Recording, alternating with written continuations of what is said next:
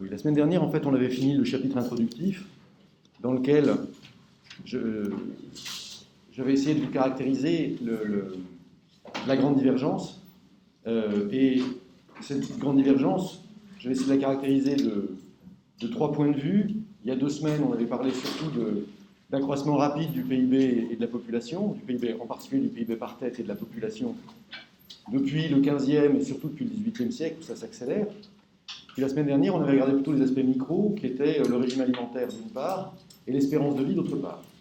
Le régime alimentaire, on avait vu qu'il y a un progrès important, il y a des progrès importants qui sont localisés dans les villes dès le 15e siècle, qu'on peut mettre en relation avec la grande peste de 1430, enfin 1429, parce que ça cause la perte de population provoque une augmentation de la productivité du travail. Mais justement, il ne faut pas se tromper. Ce n'est pas parce qu'il y a soudainement une augmentation de la productivité du travail et donc une... Oui, pardon. Excusez-moi, c'est pour dire que ceux qui sont en captation, ils voient un écran vert, apparemment ça fonctionne. D'accord, bon super. De toute façon, alors, c'est filmé. Donc là, je mettrai sur YouTube. Donc il y aura moyen de rattraper. Ce qui est plus simple que de réparer la caméra maintenant. Donc si vous pouvez je ne sais pas comment leur communiquer, tant mieux. Si vous ne pouvez pas... de toute façon, je mettrai le film sur YouTube en arrivant à la Maison des sciences économiques juste après, et j'enverrai un mail à tout le monde. Oui, pardon, donc je vous disais, ce frémissement de la productivité du travail, qui est plus qu'un frémissement, parce qu'on a vu que dans des villes comme Florence ou Londres, le revenu des classes laborieuses permettait d'arriver à 3 fois le minimum de subsistance. 3 fois le minimum de subsistance, c'est pas absolument rien. Mais il ne faut pas se tromper, il ne faut pas l'interpréter comme le début d'un phénomène qui ne s'arrête plus ensuite. C'est surtout le contre-coup de cette baisse de la population qui, parce qu'on supprime le tiers de la population tout en laissant le même stock de capital, on augmente fortement la productivité du travail. Et puis après, ce qu'on a vu, c'est qu'il y avait quand même des pays qui avaient des trajectoires divergentes, c'est-à-dire que l'Italie, qui est quand même le cœur de l'économie et des arts évidemment, mais aussi du développement européen entre 1000 et 1300, en fait l'Italie se met à stagner à partir du XVIe siècle, même à régresser ensuite, puisqu'on a vu que le niveau de vie à Florence passait en dessous du minimum de subsistance au cours du XIXe, enfin entre le XVIIIe et le XIXe siècle, alors que les pays d'Europe du Nord se relancent et là connaissent une croissance qu'on a justement caractérisée au cours précédent comme étant croissance du PIB, croissance de la population. Voilà. Donc ça, c'était la dynamique du minimum de subsistance et de ce qu'on a appelé le ratio de subsistance, c'est-à-dire combien de fois vous gagnez le minimum de subsistance. Et puis on a aussi regardé la dynamique de l'espérance de vie, en constatant que l'espérance de vie augmentait en fait bien après, elle augmente sensiblement bien après l'augmentation du PIB, puisqu'on décèle une augmentation importante du PIB dès la fin du XVIIIe et puis tout au long du XIXe, et le moment où l'espérance de vie se met vraiment à augmenter, c'est plutôt le XXe siècle. Bon, et alors, donc là, on s'est contenté de caractériser cette grande divergence, tout en montrant d'ailleurs qu'elle n'était pas uniformément répartie. On l'a dit, les campagnes sont évidemment en retard par rapport aux villes, ce n'est que certaines villes qui progressent dans un premier temps, et puis après, on voit qu'il y a des pays qui connaissent des involutions comme l'Italie. Bon, maintenant, reste à évoquer les causes de cette grande divergence, et évidemment, la première cause à laquelle on pense, c'est la révolution industrielle, et donc j'avais commencé à vous causer de révolution industrielle avec des illustrations. C'était la révolution industrielle illustrée. Et donc aujourd'hui, on va continuer la révolution industrielle illustrée. C'est formidable, j'arrive à voir comme vous. Voilà. Donc on s'était arrêté sur l'image de la machine à vapeur, et non pas de l'usine à gaz, bien sûr. Donc la machine à vapeur, aujourd'hui on va se demander ce que c'est qu'une machine à vapeur, à quoi ça sert, comment ça s'insère dans l'histoire des techniques, quelles sont les causes qui expliquent l'apparition de la machine à vapeur au Royaume-Uni plutôt qu'au royaume des Bataouettes, et comment surtout ça a transformé la société, parce que c'est ça qui nous intéresse, c'est pas seulement combien de chevaux de puissance ça développe, mais qu'est-ce que ça change dans la société. Bon, et puis on avait vaguement parlé de la machine de Newcomen, en disant en fait il y a des machines à vapeur depuis le milieu du XVIIe siècle, la machine de Newcomen c'est le début du XVIIIe, mais en fait elles sont peu efficaces. Elles sont peu efficaces pourquoi ? Parce que dans le cas de la machine de Newcomen, elle consomme énormément de charbon, elle doit être manœuvrée à la main et elle est peu fiable.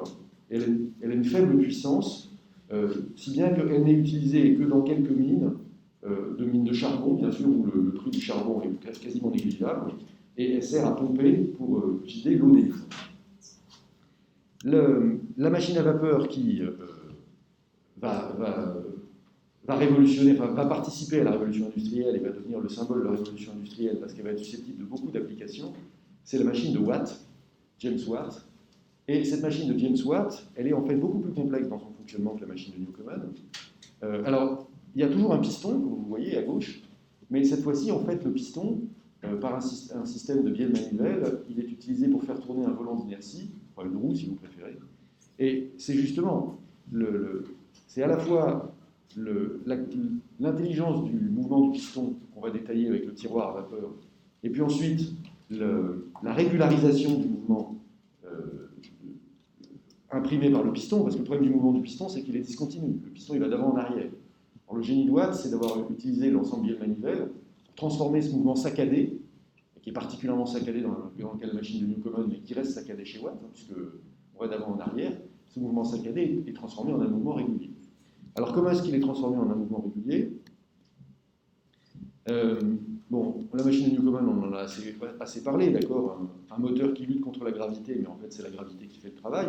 C'est-à-dire, concrètement, dans la machine de Newcomen, le piston, il sert à redescendre la tringle, et ensuite, c'est la gravité qui la fait remonter et qui actionne la pompe.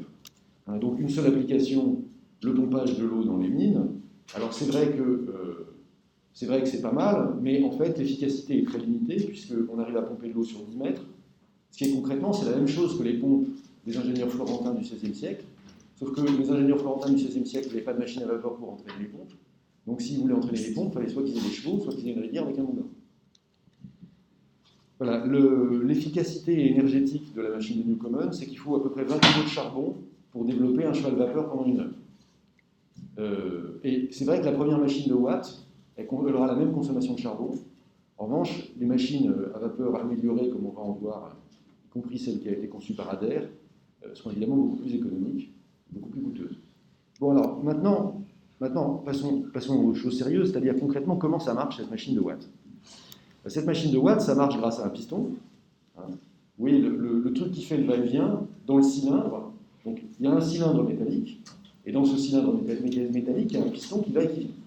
Bon, donc ça, nous en avons hérité, puisque dans les moteurs de voitures, enfin de camions aussi, et dans les moteurs d'avion avant les moteurs à réaction, il y a des pistons qui sont dans des cylindres. Seulement les pistons dans des cylindres des machines à vapeur, c'est pas comme les pistons dans des cylindres des machines à explosion. Ça se déplace certes, mais ça se déplace en fait dans les deux sens, parce que vous voyez, de chaque côté du piston, il y a un conduit qui arrive. Et ce conduit, c'est lui qui fait entrer la vapeur qui est motrice.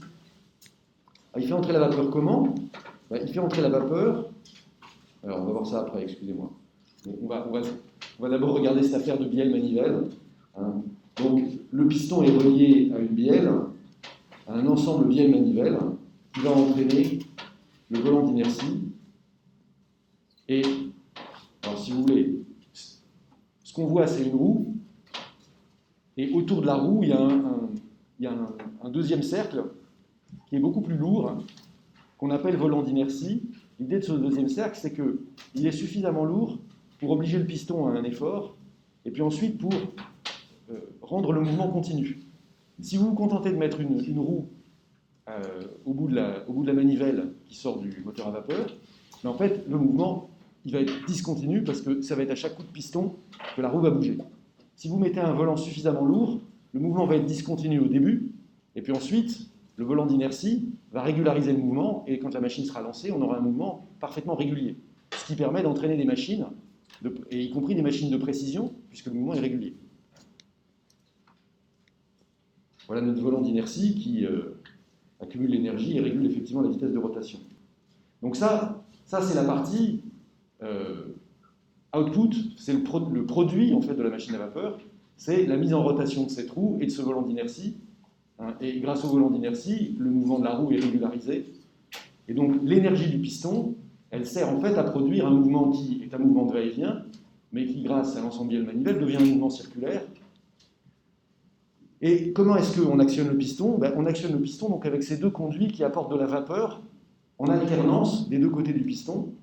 Et ces deux conduits, ils sont actionnés par un tiroir que vous voyez bouger. Et en fait, justement, l'astuce, c'est que ce tiroir, qu'on va appeler un tiroir de distribution, il bouge alternativement une entrée de vapeur et une autre. Donc concrètement, quand il bouge l'entrée de vapeur qui est à droite, ça veut dire que l'entrée de vapeur qui est à gauche, elle est ouverte. Et donc la vapeur qui arrive sous pression par le tuyau qui est rouge, elle va remplir la boîte, et puis ensuite, elle va descendre dans le piston par le conduit de gauche, et elle va pousser le piston vers la droite. Et puis, une fois que la vapeur aura suffisamment poussé le piston vers la droite, le tiroir se déplace, il bouche l'entrée de gauche, il ouvre l'entrée de droite, et cette fois-ci, la vapeur va entrer par la droite et pousser le piston dans l'autre sens. D'accord? Et donc l'idée, c'est que le tiroir distribue la vapeur alternativement d'un côté ou de l'autre, de sorte que la vapeur pousse le piston dans un sens puis dans l'autre. Alors, quand on dit la vapeur pousse le piston, c'est que, évidemment, on parle de vapeur sous pression. D'accord? Quand on parle de machine à vapeur, c'est pas juste vous mettez une casserole sur l'eau. L'important, c'est que la bouilloire soit suffisante pour vous produire de la vapeur sous pression et sous une pression suffisante pour justement pouvoir déplacer le piston, qui va déplacer la bielle, qui va déplacer la roue, qui va déplacer le volant d'inertie. Voilà. Et évidemment, le truc qui est compliqué là-dedans, par rapport à la machine de Newcomen, vous avez compris que c'était la mise au point du tiroir de distribution. Il y a effectivement l'astuce de la régularisation du mouvement circulaire avec la bielle manivelle et puis avec le volant d'inertie. Mais la mécanique vraiment de précision, c'est le mouvement du tiroir, parce qu'il faut que le tiroir il bouge à une vitesse suffisante pour faire alterner l'entrée de vapeur au rythme qu'on voudrait. D'accord? Et alors, donc comment est-ce que le tiroir est actionné pour ouvrir successivement une lumière puis l'autre? En fait, comme vous le voyez, le tiroir il est actionné par une autre bielle qui est reliée à un excentrique. D'accord? Et l'excentrique, il est sur la roue principale. Donc toute l'astuce, c'est en fait que le mouvement de la roue principale actionne le tiroir qui permet de distribuer la vapeur dans le piston qui va lui-même actionner la roue principale. Alors question, comment est-ce qu'on fait démarrer le truc? Parce qu'il y a un côté mouvement perpétuel. Bon, il y a un mouvement perpétuel sur le tableau de droite, comme toujours, enfin de gauche pour vous. Mais le mouvement perpétuel se continue surtout ici. En fait, pour lancer la machine à vapeur, il faut lancer à la main le volant d'inertie. Parce que c'est en lançant à la main le volant d'inertie qu'on va actionner l'excentrique qui va actionner le tiroir, qui va distribuer la vapeur, qui va ensuite se substituer à l'impulsion qu'on a donnée au départ. Bon, donc la question du démarrage des machines, c'est jamais une question simple, mais là, concrètement, c'est qu'il faut lancer le volant d'inertie à la main. Et puis, comment est-ce que la machine ne s'emballe pas? Et alors, c'est là qu'est le truc le plus malin de l'affaire, c'est cette petite chose qui tourne et qu'on appelle un régulateur à boule. Et alors, ce régulateur à boule, en fait, l'astuce, c'est qu'il va tourner à une vitesse qui est fonction, en fait, du rythme auquel le piston agit. Et ce régulateur à boule, il a une action, vous voyez, sur la soupape d'admission de la vapeur, hein, puisqu'il est relié, il y a une tringle, ou une bielle, si vous voulez, qui le relie à une petite valve, donc on va dire une soupape, juste en dessous du robinet principal qui apporte la vapeur. L'idée du régulateur à boule, c'est que donc son rythme de fonctionnement, c'est le rythme auquel le piston avance et recule. Et quand il va tourner trop vite, plus il va tourner vite, plus la force centrifuge va écarter les boules. Vous voyez, puisque les boules, en fait, les boules qu'on voit tourner, elles sont pas attachées, elles sont attachées par le haut. Donc quand la machine accélère, les boules s'écartent. Comme les boules s'écartent, qu'est-ce qui se passe? Ça exerce un freinage. Et ce freinage, il se traduit par le fait que l'arrivée de vapeur est diminuée sur la soupape. Au contraire, quand l'arrivée de vapeur est diminuée, du coup, la machine va tourner moins vite. Comme elle tourne moins vite, les boules vont retomber. Et comme elles retombent, elles exercent en fait moins de freinage sur l'axe qui les porte, et donc elles se mettent à tourner plus vite, et donc il y a admission de plus de vapeur. Alors, on a l'impression que c'est une machine folle, puisque ça accélère, ça ralentit, ça accélère, ça ralentit. Non, l'idée c'est que, selon le réglage du régulateur, la machine finit par trouver un rythme, et quand elle s'en éloigne, le régulateur va la ramener au rythme. Donc de fait, ce régulateur, c'est lui qui définit le rythme de fonctionnement de l'ensemble. Et ce rythme de fonctionnement de l'ensemble, c'est quoi? C'est le régime optimal, c'est-à-dire c'est celui où on a la meilleure puissance et le moins d'usure, d'accord, pour la machine. Bon, alors, évidemment, ce qui est très complexe dans l'affaire, c'est pas d'avoir un piston et d'avoir une roue, c'est surtout l'ensemble tiroir régulateur et soupape. C'est-à-dire c'est toute la partie régulation du système, qui n'existait absolument pas dans la machine de Newcomen, puisque la machine de Newcomen, concrètement, c'était on envoie de la flotte pour faire partir la vapeur. Donc c'était d'abord un rythme très lent, et puis il fallait une intervention extérieure. Voilà, donc le régulateur qui gouverne l'ensemble, c'est évidemment le truc le plus malin, mais toute la partie commande, c'est-à-dire toute la partie gauche de l'installation, est quand même d'une très grande complexité. Bon, alors, oui, donc ça c'était le texte écrit qui raconte cette affaire de quand le volant s'emballe, les bouts du régulateur se lèvent, ça ralentit la rotation, ça informe la soupape, donc vous retrouverez ça si besoin. Hein, bon, oui. Donc l'idée c'est que Watt nous a construit à la fin du XVIIIe siècle une machine qui nous produit un mouvement circulaire, uniforme et régulier. Question, qu'est-ce qu'on fait avec? C'est ça la grande question. C'est-à-dire que pour l'instant, on est une machine de foire qui fait des va-et-vient. Qu'est-ce qu'on va faire avec ce truc? En fait, comme on l'a dit, la première utilisation, c'est le pompage de l'eau. Donc ça, c'est le pompage de l'eau dans les mines, sous-entendu, et en particulier dans les mines de charbon. Donc si on regarde ce qu'il en est de la machine de Newcomen, par exemple, la machine de Newcomen, c'est vrai, elle permettait de remplacer l'équipe de chevaux qui était nécessaire pour faire tourner une pompe de mine, et cette équipe de chevaux qui était nécessaire pour faire tourner une pompe de mine, c'était en moyenne dans les mines anglaises 500 chevaux. Pourquoi? Parce qu'il fallait remplacer les chevaux tournés par équipe, d'accord? On les mettait sur un cabestan, c'était un truc avec une croix, quoi, avec un axe au milieu. Il y avait des chevaux attelés sur chacune des branches de la croix, et puis ils tournaient.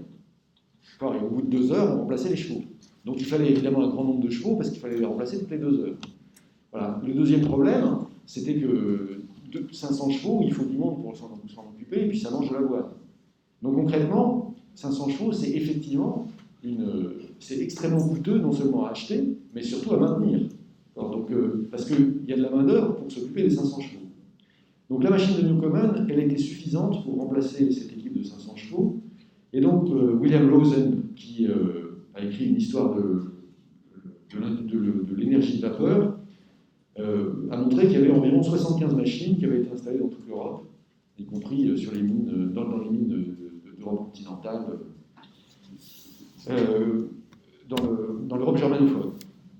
Voilà. Mais la machine de Watt, elle est quand même susceptible d'usage beaucoup plus raffiné, parce que justement, comme son mouvement est régulier grâce au volant d'inertie, on peut l'utiliser pour des tâches de précision.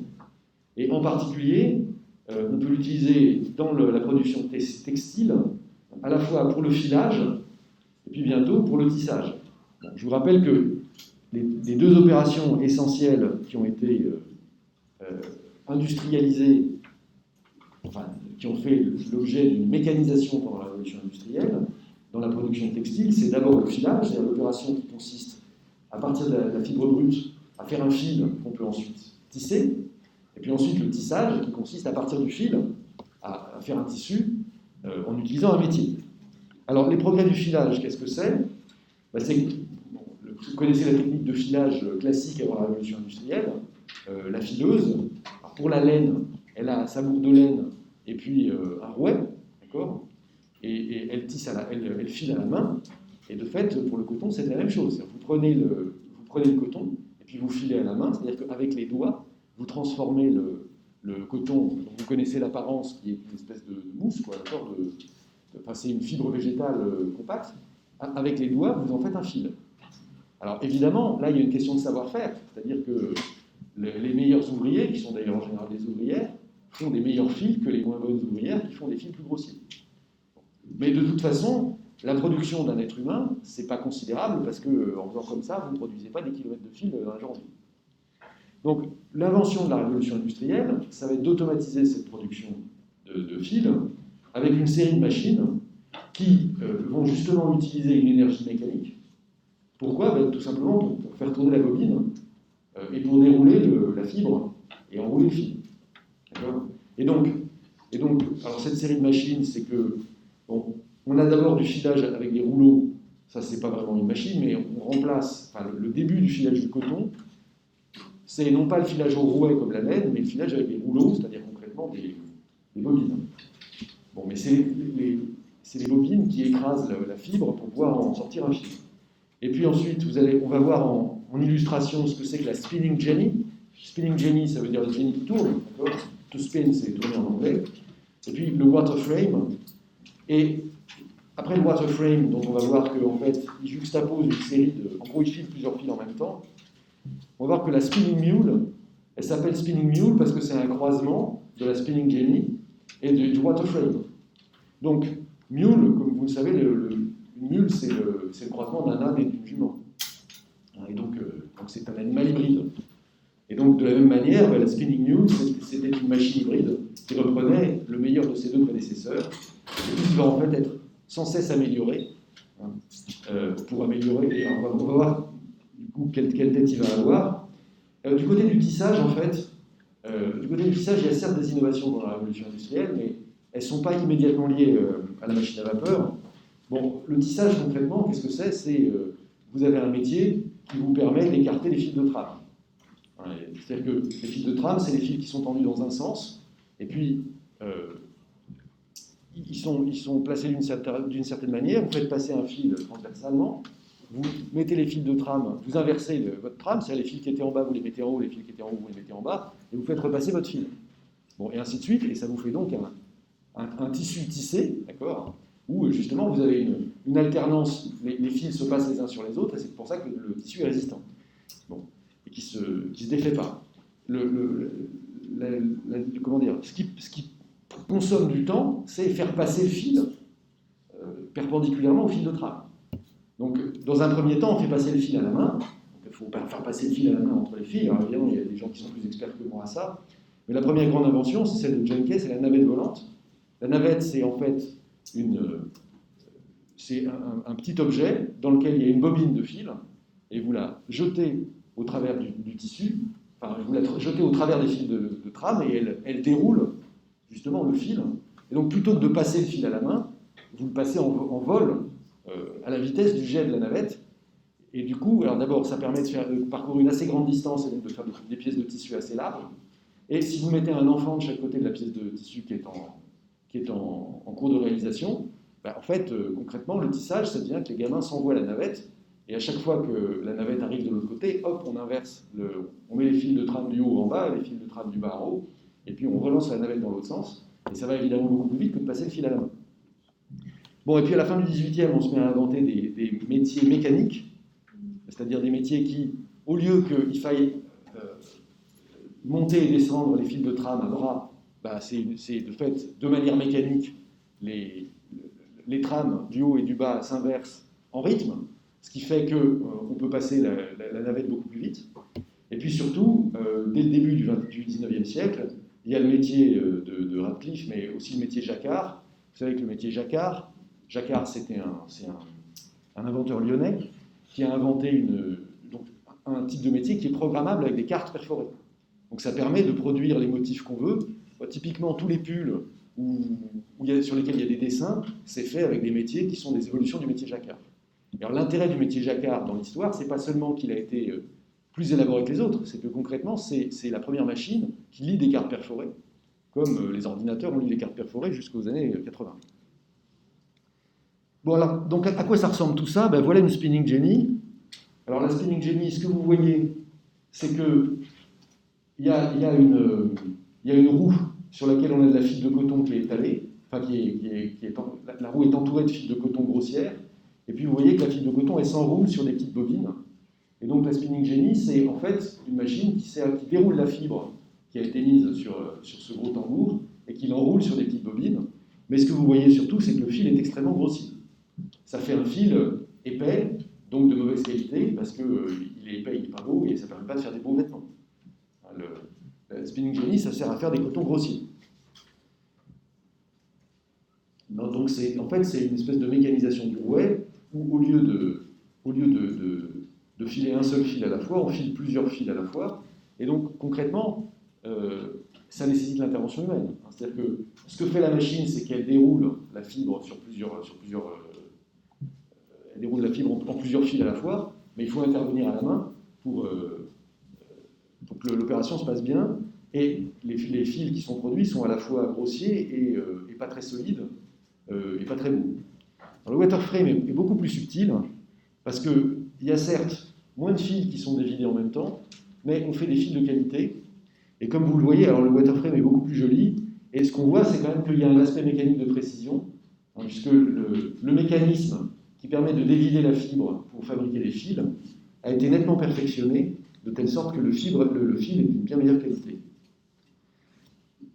Alors c'est d'ailleurs tellement de la mécanique de précision qu'en fait, ce waterframe il a été mis au point par un type qui était un horloger. Alors évidemment, vous comprenez que la mécanique horlogère, c'est quand même de la mécanique de très grande précision. Et contrairement à la spinning jenny qui utilisait une pédale, et c'est la raison pour laquelle le mouvement était discontinu, le waterframe, en fait, il nécessite une première source d'énergie autonome. Alors en fait, au départ, la source d'énergie autonome, c'est pas la machine à vapeur, c'est tout simplement une roue à eau, donc un moulin en fait. Et concrètement, dans l'industrie textile, le moulin va être l'énergie dominante jusqu'aux années 1830. C'est seulement à partir des années 1840, alors que la machine à vapeur a déjà plusieurs décennies, qu'elle va commencer à remplacer l'énergie hydraulique, c'est-à-dire l'énergie de l'eau dans les moulins. Donc le waterframe, double innovation, à la fois l'utilisation d'une énergie autonome qui permet de régulariser le mouvement et le raffinement de l'opération de filage qui fait qu'on fait des fils de bien meilleure qualité. Seulement, comme le waterframe est petit, on fait que 4 bobines en parallèle, et donc on fait certes du fil de qualité, mais on en fait beaucoup moins que sur la Jenny. Donc évidemment, l'opération suivante, ça va être d'arriver à avoir la précision et la qualité du fil du waterframe sur un cadre beaucoup plus grand, comme la Jenny. D'où l'idée de mule, d'accord, c'est-à-dire qu'on va croiser la Jenny qui est un âne avec un animal plus grand pour avoir plus de fils. Et évidemment, plus on a de fils en une seule opération, plus c'est profitable. Voilà. Donc la mule Jenny, ça commence à être une machine beaucoup plus complexe, d'accord. Et puis les mules automatiques, c'est d'une complexité telle que personnellement, je n'y comprends pas grand-chose. N'étant pas du tout spécialiste du filage, mais l'idée est simplement de montrer que on a, si vous voulez, le développement du filage s'accompagne d'une complexification des machines qui sont employées. On a des machines de plus en plus complexes parce qu'elles filent de plus en plus de fils d'une qualité qui augmente, tout en allant de plus en plus vite, et donc elles sont de plus en plus productives. Et même si les machines sont aussi de plus en plus chères, de fait, les producteurs de fils sont gagnants à installer la dernière machine qui leur permet de produire plus de fils, moins cher et de meilleure qualité. Alors au passage, il faudrait quand même indiquer que le coton n'est évidemment pas une fibre autochtone en Europe, et donc c'est d'autant plus étonnant que la révolution industrielle soit symbolisée par les améliorations de la production de coton, parce que de fait, il n'y a pas de coton en Europe. Enfin, de toute façon, il n'y a toujours pas de coton en Europe, dans la mesure où on ne fait pas pousser de coton en Europe. Mais il n'y a pas d'utilisation du tissu de coton en Europe avant le XVIIe siècle. Les textiles typiques de l'Europe, c'est la laine, le chanvre et le lin. Alors, essentiellement la laine pour le vêtement, puisque le chanvre, c'est essentiellement pour les cordes, et pour le cordage et pour les sacs. Et le lin, ça reçoit une utilisation locale, mais c'est quand même un textile qui pose tout un tas de problèmes. Voilà. Bon, alors, donc la laine, concrètement, c'était le tissu européen, mais à la fin du XVIIe, avec l'ouverture des routes commerciales vers l'Asie, on va dire, la mode des cotonnades se développe, parce que les tissus de coton, ça a l'avantage d'être quand même beaucoup plus léger que la laine. Enfin, vous imaginez quand même vous prenez en robe de laine l'été, c'est moyennement agréable. Et puis, c'est aussi beaucoup plus joli pour les tenues des femmes. Alors, c'est pas plus joli que le satin ou la soie, d'accord, mais on peut faire des impressions colorées, très colorées, sur du coton, ce qui fait que pour un coût, alors c'est pas un coût modique, parce qu'évidemment le peuple n'a absolument pas les moyens de s'acheter du coton, mais pour les gens qui ont un peu les moyens, ça permet de changer d'habit souvent.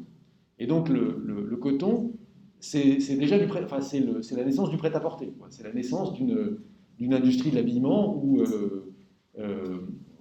je dirais pas qu'on démocratise, mais où il y a quand même un début de consommation et de production qui s'adresse à une demande plus large et une demande de renouvellement. Alors évidemment, la France est toujours à la pointe du progrès des mœurs et du commerce, puisque avec le début de la mode, le roi Louis XIV interdit l'importation de cotonnade sous la pression naturellement des fabricants de tissus de laine et de soie qui ne veulent pas de la concurrence étrangère. Néanmoins, alors donc c'est en Angleterre que va avoir lieu la première mode des cotonnades, et puis ça va revenir en France, et donc sous Louis XV, on va se mettre à s'intéresser aux cotonnades, et comme vous le savez, les cotonnades vont être produites en France, à Jouy-en-Josas, par un ouvrier suisse qui s'appelle Oberkampf. Donc la rue Oberkampf qui est dans le 11e, c'est la rue qui porte le nom de cet ouvrier suisse de la région de Bâle, qui est venu s'installer près de Paris pour y faire des cotonnades. Et quel était le secret des cotonnades? C'était surtout le procédé pour imprimer, faire des impressions.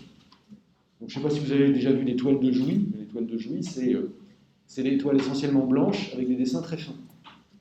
C'est le grand truc à la mode pour les textiles d'intérieur et pour l'habillement au milieu du XVIIIe. Mais à cette époque-là, pour l'essentiel, ce qu'on fait, c'est qu'on achète le coton blanc aux Indes, et puis on le teint et on le taille, et donc on fabrique les vêtements ou le tissu d'ameublement une fois qu'il est arrivé en Europe. Donc en 1750, par exemple, le Bengale, donc, puisque c'est essentiellement cette région de l'Inde qui opère l'industrie du coton, en 1750, au Bengale, on file 40 millions de tonnes de fil de coton par an, alors que à la même époque en Grande-Bretagne, pour toute la Grande-Bretagne, on est à 1,5 million de tonnes. Alors, 1,5 million de tonnes, c'est pas complètement négligeable, mais par rapport aux 40 millions du Bengale, c'est pas grand-chose. En 1780, donc, quand les machines se développent, 1780, c'est essentiellement donc, le waterframe qui a été inventé en 1735. En fait, si vous installez une usine de filage au Royaume-Uni, grâce au faible niveau des salaires et à la capacité ensuite à vendre le fil, en gros, le taux de profit que vous pouvez réaliser sur l'investissement d'une usine de filage, c'est 40% par an. En France, alors ça c'est des calculs d'historiens économistes, hein. On n'a pas trouvé ça dans les livres de compte des marchands. En France, le taux de profit que vous dériveriez de ça est beaucoup plus faible, parce que, en gros, il n'y a pas le même circuit de demande, et en Inde, vous ne gagnerez rien du tout à installer une usine de filage, tout simplement parce qu'il y a une main-d'œuvre abondante à bon marché et qui fait le boulot. Et donc, du coup, les machines sont installées dans les pays où c'est rentable, c'est-à-dire pour l'essentiel en Angleterre. En 1790, il y a 20 000 génies qui filent du coton en Grande-Bretagne. Il y en a un peu moins de 1000 en France et 0 en Inde. C'est donc dire que dès les années 1790, la Grande-Bretagne est sur une trajectoire de rattraper le Bengale et de devenir le plus gros producteur mondial de fil de coton. Alors que, là encore, le coton ne pousse toujours pas en Grande-Bretagne. Donc, avant la mécanisation, on fait venir le coton soit sous forme de fil, soit sous forme de tissu en Europe, et on se contente de la traiter. La révolution industrielle, c'est qu'on remonte la filière, et ce qu'on fait venir à partir de la fin du XVIIIe siècle, c'est le coton brut, et on le traite entièrement sur place. Donc concrètement, pour les pays exportateurs, c'est évidemment que là où ils vont perdre à l'échange, c'est qu'il vaut mieux exporter un produit semi-fini ou un produit fini, plutôt qu'exporter un matériau brut, parce que du coup, toute la valeur ajoutée est pratiquement produite chez celui qui importe le matériau brut. Bien, donc c'est les années 1780 qui voient le développement du filage mécanique, d'abord en Angleterre et puis dans le reste de l'Europe. Et puis à partir de 1820, c'est la généralisation des métiers mécaniques. Et donc là, c'est le tissage qui devient pour l'essentiel mécanisé et qui fait encore baisser les coûts de production et les prix de vente. Et à partir de 1840, comme je vous l'avais dit, alors que c'était l'eau qui était l'énergie qui était utilisée en majorité pour les opérations de filage et de tissage, eh bien en fait, c'est la vapeur qui se met à être employée. Alors, ça ne veut pas dire qu'il n'y a aucune machine à vapeur dans le textile avant 1840, ça veut simplement dire que l'industrie, l'énergie habituelle, c'est le moulin à eau, enfin, la roue à eau. Voilà. Et puis alors, ce qui est intéressant, en fait, c'est qu'à partir de 1850, on voit un retour du filage vers les pays où il était pratiqué un siècle avant. Sauf que cette fois-ci, à partir de 1850, on se met à exporter vers l'Inde, en particulier vers le Bengale, donc des machines à filer européennes. Et donc les ouvriers bengalis ne vont plus filer à la manière traditionnelle, parce qu'en fait, maintenant, à la manière traditionnelle, les bengalis, ils font un fil de moins bonne qualité, que les machines. Et donc si on exporte les machines au Bengale pour pouvoir filer avec les machines au Bengale, c'est parce que les machines permettent de faire un fil d'une qualité qu'on ne pouvait plus faire à la main. Ce qui indique quand même la manière dont le progrès technique s'est développé. C'est-à-dire que dans un premier temps, on veut produire beaucoup et pas cher, même si ce n'est pas de la bonne qualité. Et puis en quelques décennies, la machine fait un produit d'une qualité que les êtres humains ne peuvent plus égaler, sauf pour un coût démesuré. Et alors, est-ce qu'on utilise les machines à vapeur que dans le textile? Évidemment non. En fait, le truc de la machine à vapeur, c'est que ça fournit une énergie importante qui peut être utilisée partout où on en a besoin. Alors, où est-ce qu'on pourrait en avoir besoin aussi? Dans la production d'acier, en particulier, parce que dans la production d'acier, alors, la production d'acier, c'est quoi? Concrètement, c'est on fait fondre du fer. On fait fondre du minerai avec du charbon. C'est pas là qu'on a besoin d'une machine à vapeur. On pourrait se dire qu'on a besoin d'une machine à vapeur pour souffler, d'accord, pour souffler sur les braises pour activer la combustion. Mais bon, ça, un soufflet, ça le fait très bien, donc c'est pas la peine d'inventer une technologie particulière, sauf dans des applications. Enfin bref, mais peu importe. On va s'en tenir à ça. En revanche, là où on a besoin de l'énergie de la vapeur, c'est pour mettre en forme ce qui sort du haut fourneau, pour mettre en forme la coulée. D'accord ? Donc soit on va produire par exemple des aciers profilés, comme vous voyez, des rails de chemin de fer, c'est un acier profilé, c'est un produit profilé. Parce que concrètement, il a une section qui est constante sur toute sa longueur. Soit on va produire des tôles, les tôles c'est tout simplement des plaques fines, d'accord ? C'est des plaques fines qui servent à faire les carrosseries des automobiles, par exemple. Ou les caisses des ordinateurs, enfin les ordinateurs de bureau, pas les ordinateurs portables qui sont en général en plastique ou du moins pas en tôle. Et donc pour faire ça, pour faire aussi bien les profilés que les tôles, concrètement il faut aplatir l'acier. Et comment est-ce qu'on aplatit l'acier? On aplatit l'acier avec ce qu'on appelle un laminoir, donc l'opération s'appelle du laminage. Et le laminage, qu'est-ce que c'est? C'est un train qui roule et qui déplace le lingot d'acier encore très chaud, et puis une presse, le laminoir en lui-même, qui va mettre en forme, et évidemment là il faut pousser l'acier pour le comprimer. D'accord ? Et donc ça, vous ne faites pas ça avec vos petites mines, parce que sinon vous vous brûlez, et puis de toute façon vous n'avez pas la force. Et donc le laminoir, il va être actionné par la vapeur. De même que le train qui fait avancer le morceau de fonte en fusion est actionné par la vapeur aussi. Ou pour la production de pièces forgées. Qu'est-ce que c'est que les pièces forgées? Le forgeage, vous savez, ça consiste à taper sur du métal. Alors, c'est bien de taper sur du métal avec son marteau comme le forgeron gaulois, mais quand vous voulez construire la tour Eiffel, vous n'allez pas taper avec un marteau sur chacune des poutrelles qui fait 4 mètres de long. Donc concrètement, vous allez avoir un marteau pilon à vapeur qui va pilonner les pièces d'acier, et donc le forgeage va être un forgeage mécanique. Ce qui permet évidemment de changer complètement l'échelle à laquelle vous travaillez.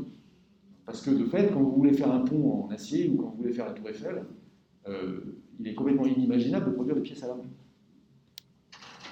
Bon, et puis on peut aussi produire des pièces qui sont travaillées, qui sont en particulier travaillées au tour. D'accord ? Donc le tour, dans l'industrie du bois, c'est connu et c'est relativement simple parce que comme le bois est suffisamment tendre, il n'y a pas besoin d'une énergie considérable pour l'entraîner.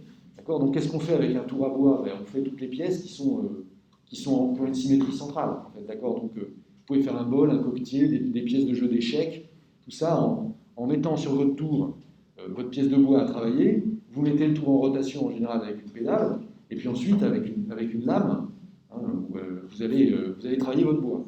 Là, le problème de l'acier, c'est que d'abord il faut saisir vigoureusement la pièce, et puis ensuite il faut la faire tourner à des vitesses qui sont compatibles avec le travail de l'acier, et puis en plus ça peut être des très grosses pièces, et donc concrètement le tour il est à vapeur, à la fois pour attraper la pièce, et puis pour la faire tourner. Bref, l'énergie de la vapeur, ça remplace l'énergie musculaire, mais ça permet d'atteindre des échelles de travail qui sont sans commune mesure avec ce qu'on faisait avant, et ça permet de faire avec l'acier ce qu'on faisait avec le bois. Ah oui, j'ai oublié, pour faire des trous, il y a ce qu'on appelle une fresseuse, d'accord.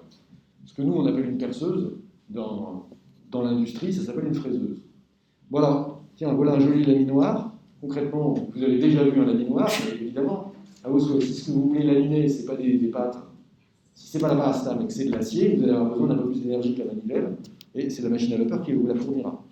Voilà d'ailleurs un magnifique laminoir sidérurgique, où vous voyez en fait Qu'est-ce que vous voyez? Vous voyez le lingot qui arrive par la droite. En fait, il passe par un four de réchauffage, parce qu'il a par exemple déjà été trempé à la sortie du haut fourneau. Si vous voulez avoir un acier très dur, ce que vous faites, c'est que dès la sortie du haut fourneau, vous le trempez dans l'eau, ça le refroidit brutalement, mais ça lui donne une dureté plus grande. Ensuite, vous le réchauffez. Il ne s'agit pas de le recuire complètement, mais il s'agit de le réchauffer suffisamment pour qu'il puisse être laminé. Et puis, vous voyez, vous avez le train de rouleau qui l'amène dans le laminoir, où on va lui donner un profil, qui est quoi? Ça peut être ce qu'on veut. Ça peut être des rails, des profilés de construction, comme les IPN, qui servent, vous savez, à durcir à porter sur une grande, à donner une portée au bâtiment. Vous pouvez faire des fils de fer, vous pouvez faire des barres de fer aussi pour faire du béton, vous pouvez faire des bandes, vous pouvez faire des tôles, enfin ce que vous voulez, mais tout ça vous le produisez comment? En écrasant votre lingot, plus ou moins, pour lui donner la forme qu'il faut, et évidemment, vous ne l'écrasez pas comme ça, vous l'écrasez avec cette machine qui va le serrer. Voilà un magnifique marteau pilon à vapeur, c'est celui de l'exposition universelle de 1878 sur le Champ de Mars. Et alors, dans le marteau pilon à vapeur, ça ressemble déjà à la Tour Eiffel, mais c'est quand même plus modeste. Le principe du marteau pilon à vapeur, c'est qu'en fait, vous voyez, vous reconnaissez un cylindre sur le haut du marteau pilon. Et le principe de ce cylindre, c'est que vous faites entrer de la vapeur par en dessous, et la vapeur qui rentre par en dessous, elle va faire remonter le marteau. Le marteau, c'est ce qui est au bout de la tige. Et puis, à un moment donné, vous allez couper l'arrivée de vapeur, et puis vous allez ouvrir une soupape en haut, ce qui fait que la vapeur va partir, et le marteau va retomber. D'accord ? Alors ça vous permet de faire quoi ? Ça vous permet de ne pas mettre le doigt d'abord, parce que sinon vous allez vous faire mal, mais donc de forger des pièces de grande taille, en vue de leur donner une résistance particulière.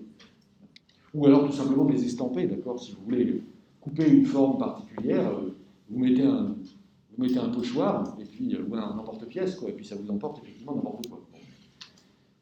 Voilà, donc, alors, de manière générale, en fait, à partir du moment où vous avez un mouvement circulaire, vous pouvez récupérer tous les ustensiles qui utilisent, enfin qui ont une partie tournante.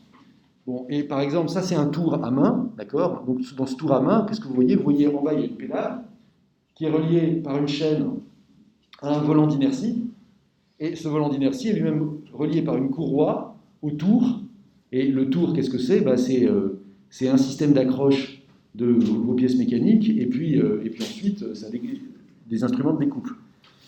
Bon, alors, sur ce modèle-là, vous pouvez faire ce que vous voulez. C'est-à-dire, vous pouvez faire, justement, vous pouvez faire une fraiseuse. Alors, la fraiseuse, c'est un peu plus compliqué si vous voulez qu'elle soit verticale, mais si vous voulez qu'elle soit horizontale, c'est aussi simple. Vous pouvez faire une machine à coudre, par exemple. D'ailleurs, quand moi j'étais enfant, il y avait encore des machines à coudre à pied, comme ça. D'accord ? Bon, bref, tout ce qui nécessite un mouvement de rotation, vous pouvez le faire fonctionner avec une machine à vapeur.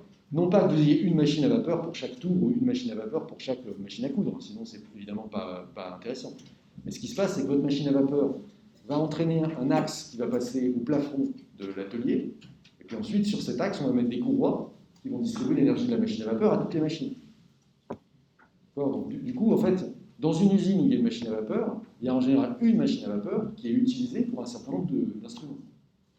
À l'exception du marteau pilon, où là, on comprend qu'il fallait une machine à vapeur complète pour ce machin-là.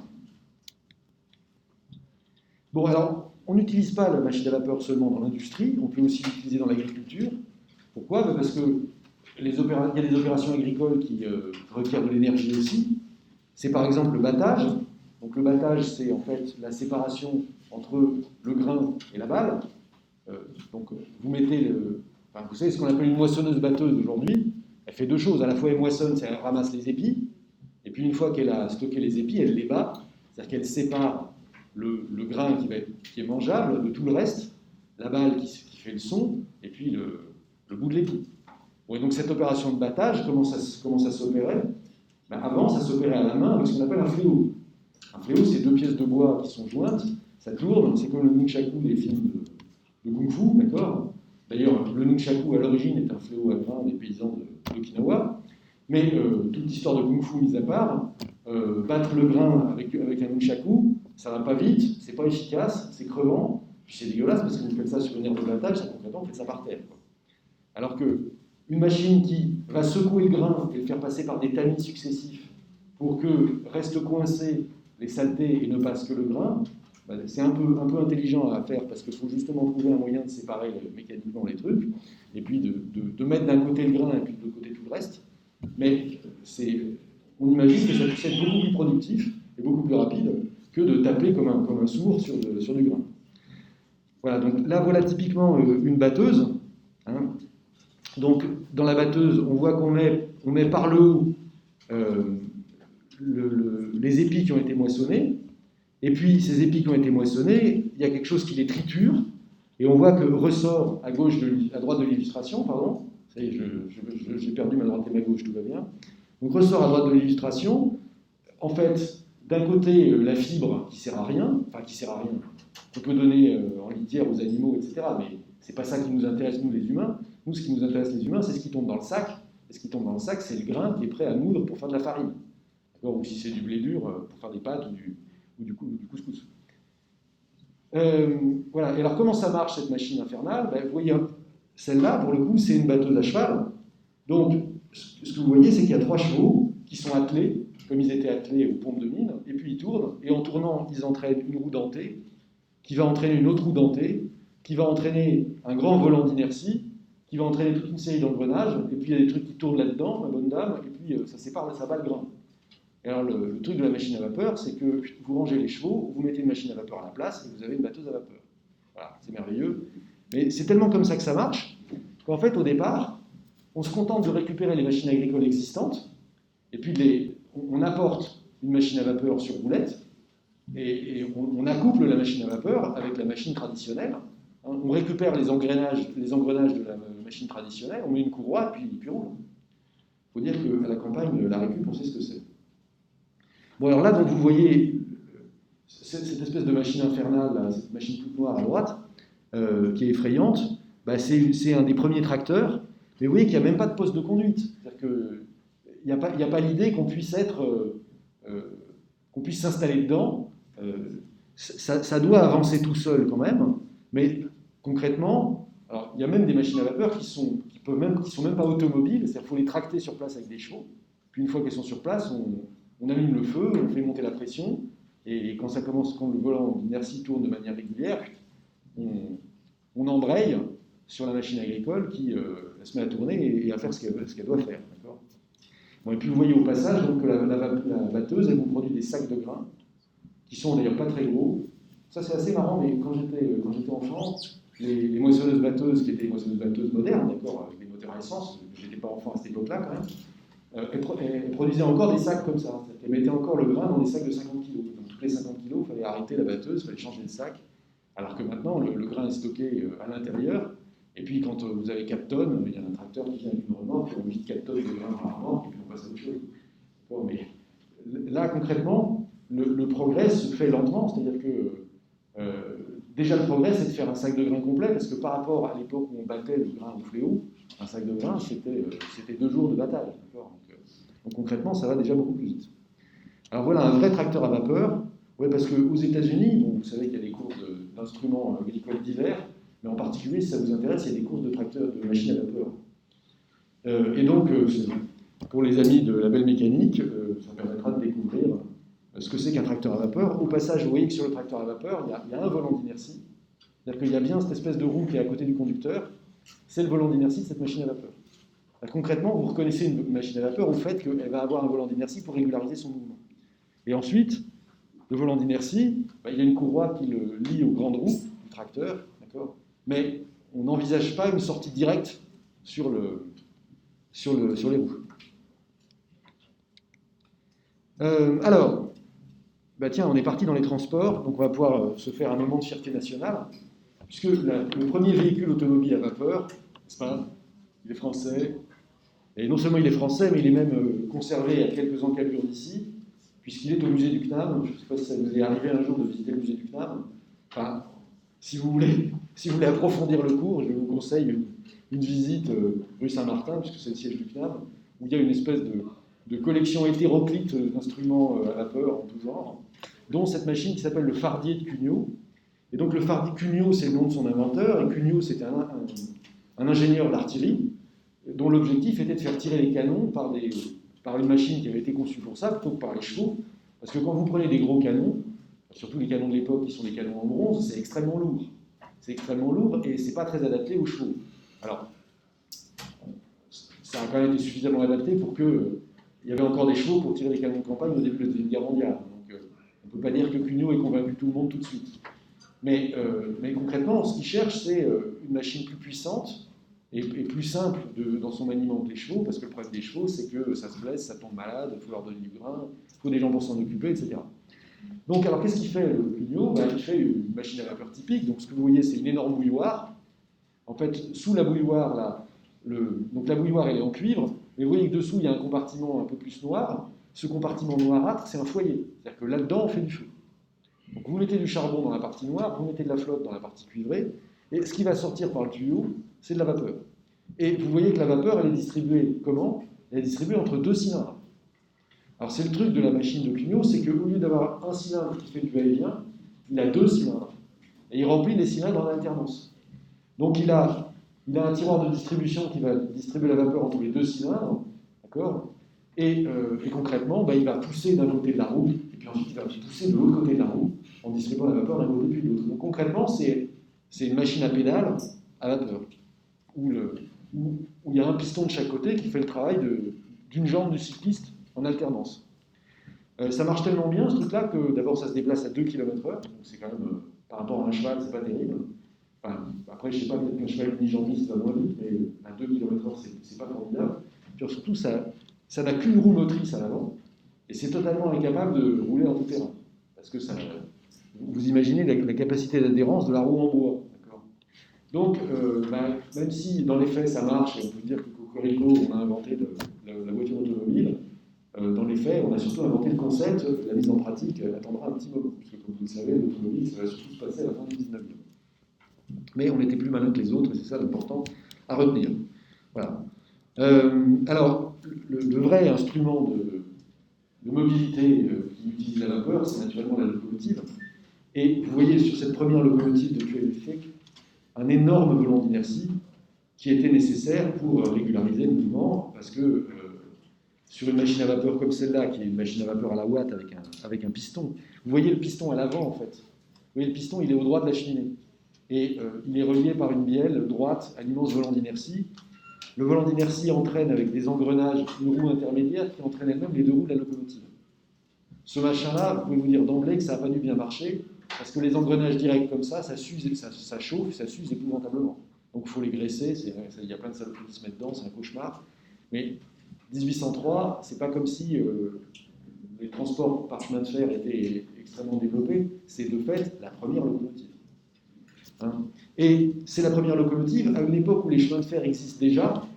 Ils existent comment? Ils existent essentiellement dans les mines, parce que dans les mines, vous savez comment on fait une mine. On commence par creuser une galerie de mine, et puis on commence par creuser une galerie de descente, et puis ensuite on creuse dans le minerai qu'on extrait. Bon, à l'époque, c'est soit du charbon, soit des minerais de fer, d'accord? Et ce minerai, il faut le remonter à la surface.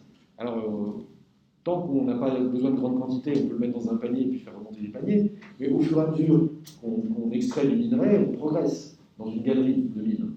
On stabilise avec des poteaux de bois, d'accord? Mais quand vous êtes à 500 mètres de l'entrée, c'est une perte de temps considérable que de porter votre petit panier de minerai de fer ou de charbon sur 500 mètres et puis de l'attacher à la ficelle du gars qui est en haut et qui remonte. Donc ce qu'on fait, c'est qu'on met un chemin de fer, concrètement exactement comme les chemins de fer que vous connaissez, mais plus petits, sur lequel on met des wagonnets et on remplit les wagonnets avec du charbon.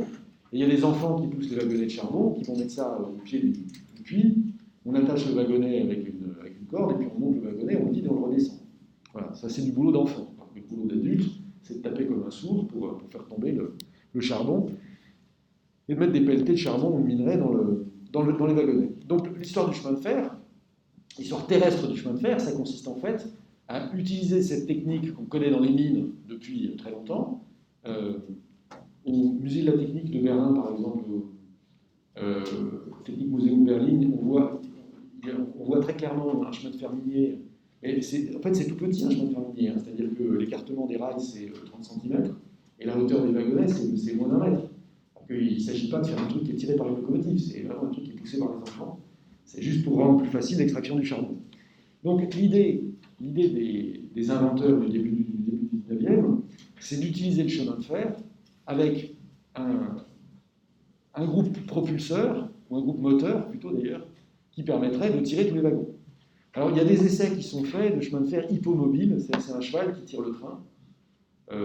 Ça existe, hein, en particulier le chemin de fer entre Saint-Étienne et Roanne, donc qui est essentiellement un chemin de fer de transport de marchandises. C'est un chemin de fer hippomobile, donc vous avez les rails, vous avez les wagons, et c'est un cheval qui tire les wagons. À quoi ça sert? La réponse, quand les routes sont vraiment très mauvaises, c'est toujours mieux. Un cheval peut tirer beaucoup plus sur un chemin de fer sur lequel il n'y a pas de frottement que dans une carriole sur des très mauvaises routes qui vont en plus cahoter, ça risque de se renverser, de casser les essieux, etc. Donc non seulement le cheval tire plus, mais en plus il y a moins d'accidents et de pertes. Bon, donc ça c'était le début du chemin de fer hippomobile, mais donc en 1829, Stephenson, qui est donc un inventeur du nord de l'Angleterre, puisqu'il est de Newcastle, là il met au point une locomotive qui est suffisamment pratique pour pouvoir être utilisée. Et dans son cas, ce que vous voyez, c'est que le piston entraîne directement la grande roue motrice. Donc il n'y a plus de volant. Il a réussi à avoir un piston suffisamment régulier pour pouvoir, il a réussi à avoir un mouvement suffisamment régulier pour pouvoir entraîner en direct la roue motrice. Et ce que vous voyez, c'est que derrière la locomotive, il y a ce qu'on appelle le tendeur. Et sur le tendeur, qu'est-ce qu'il y a? Il y a un gros bidon d'eau, puisque une locomotive à vapeur, ça consomme de l'eau. Et en fait, au pied du bidon d'eau, là où se tient l'homme en pantalon blanc, il y a du charbon.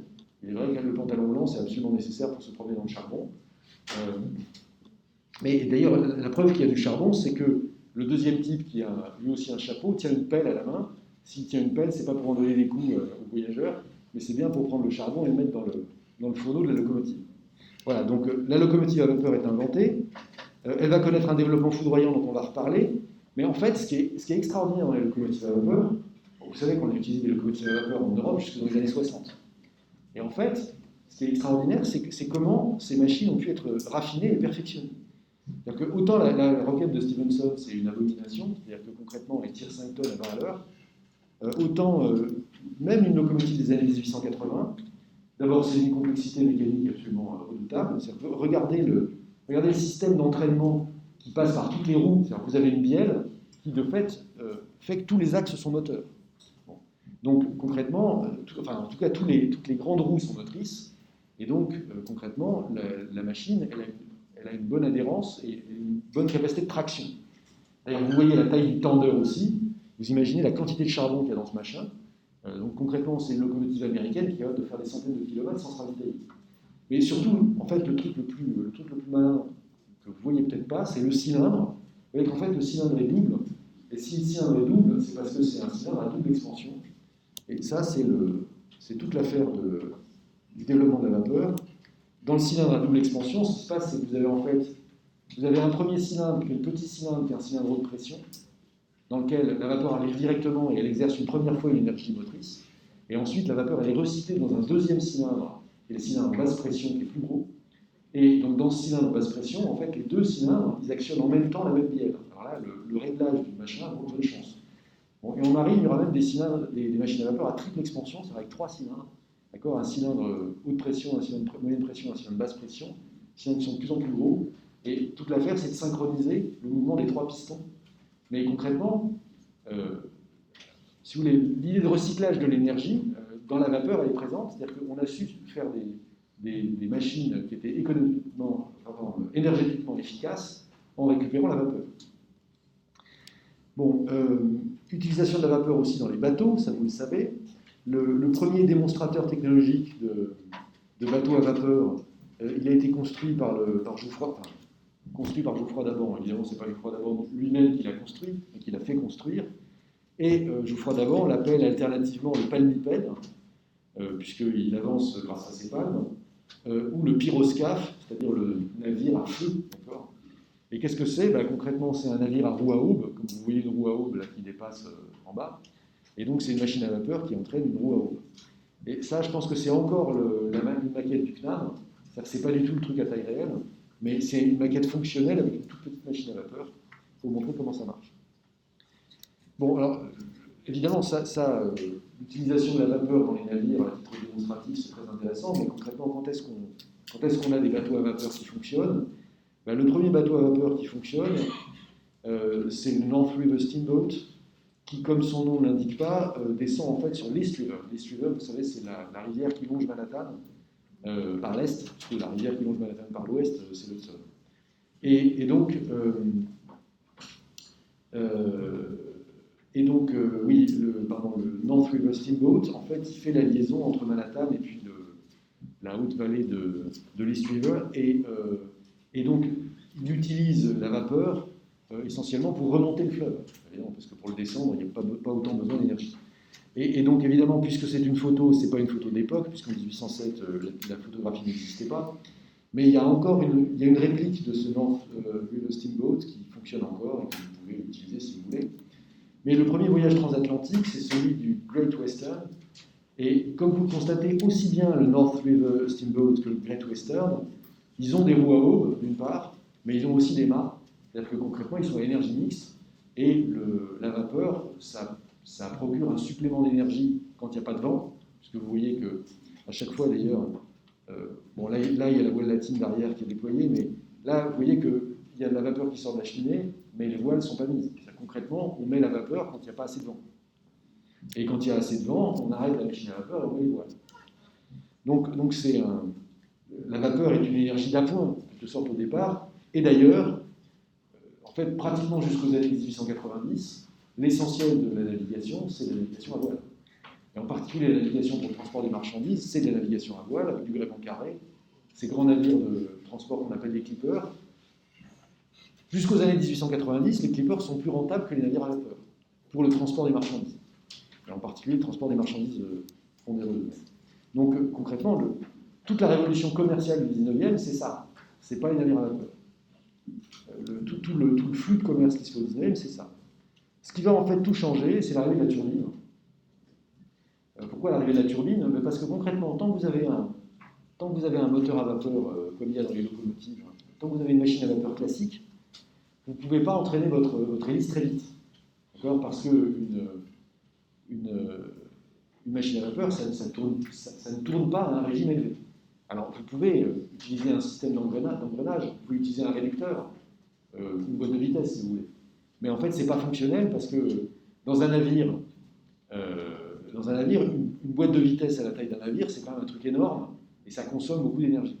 Enfin, ça absorbe une partie de l'énergie, puis c'est difficile à maintenir. Vous ne pouvez pas vous permettre dans un transatlantique de péter votre boîte de vitesse au milieu de l'Atlantique.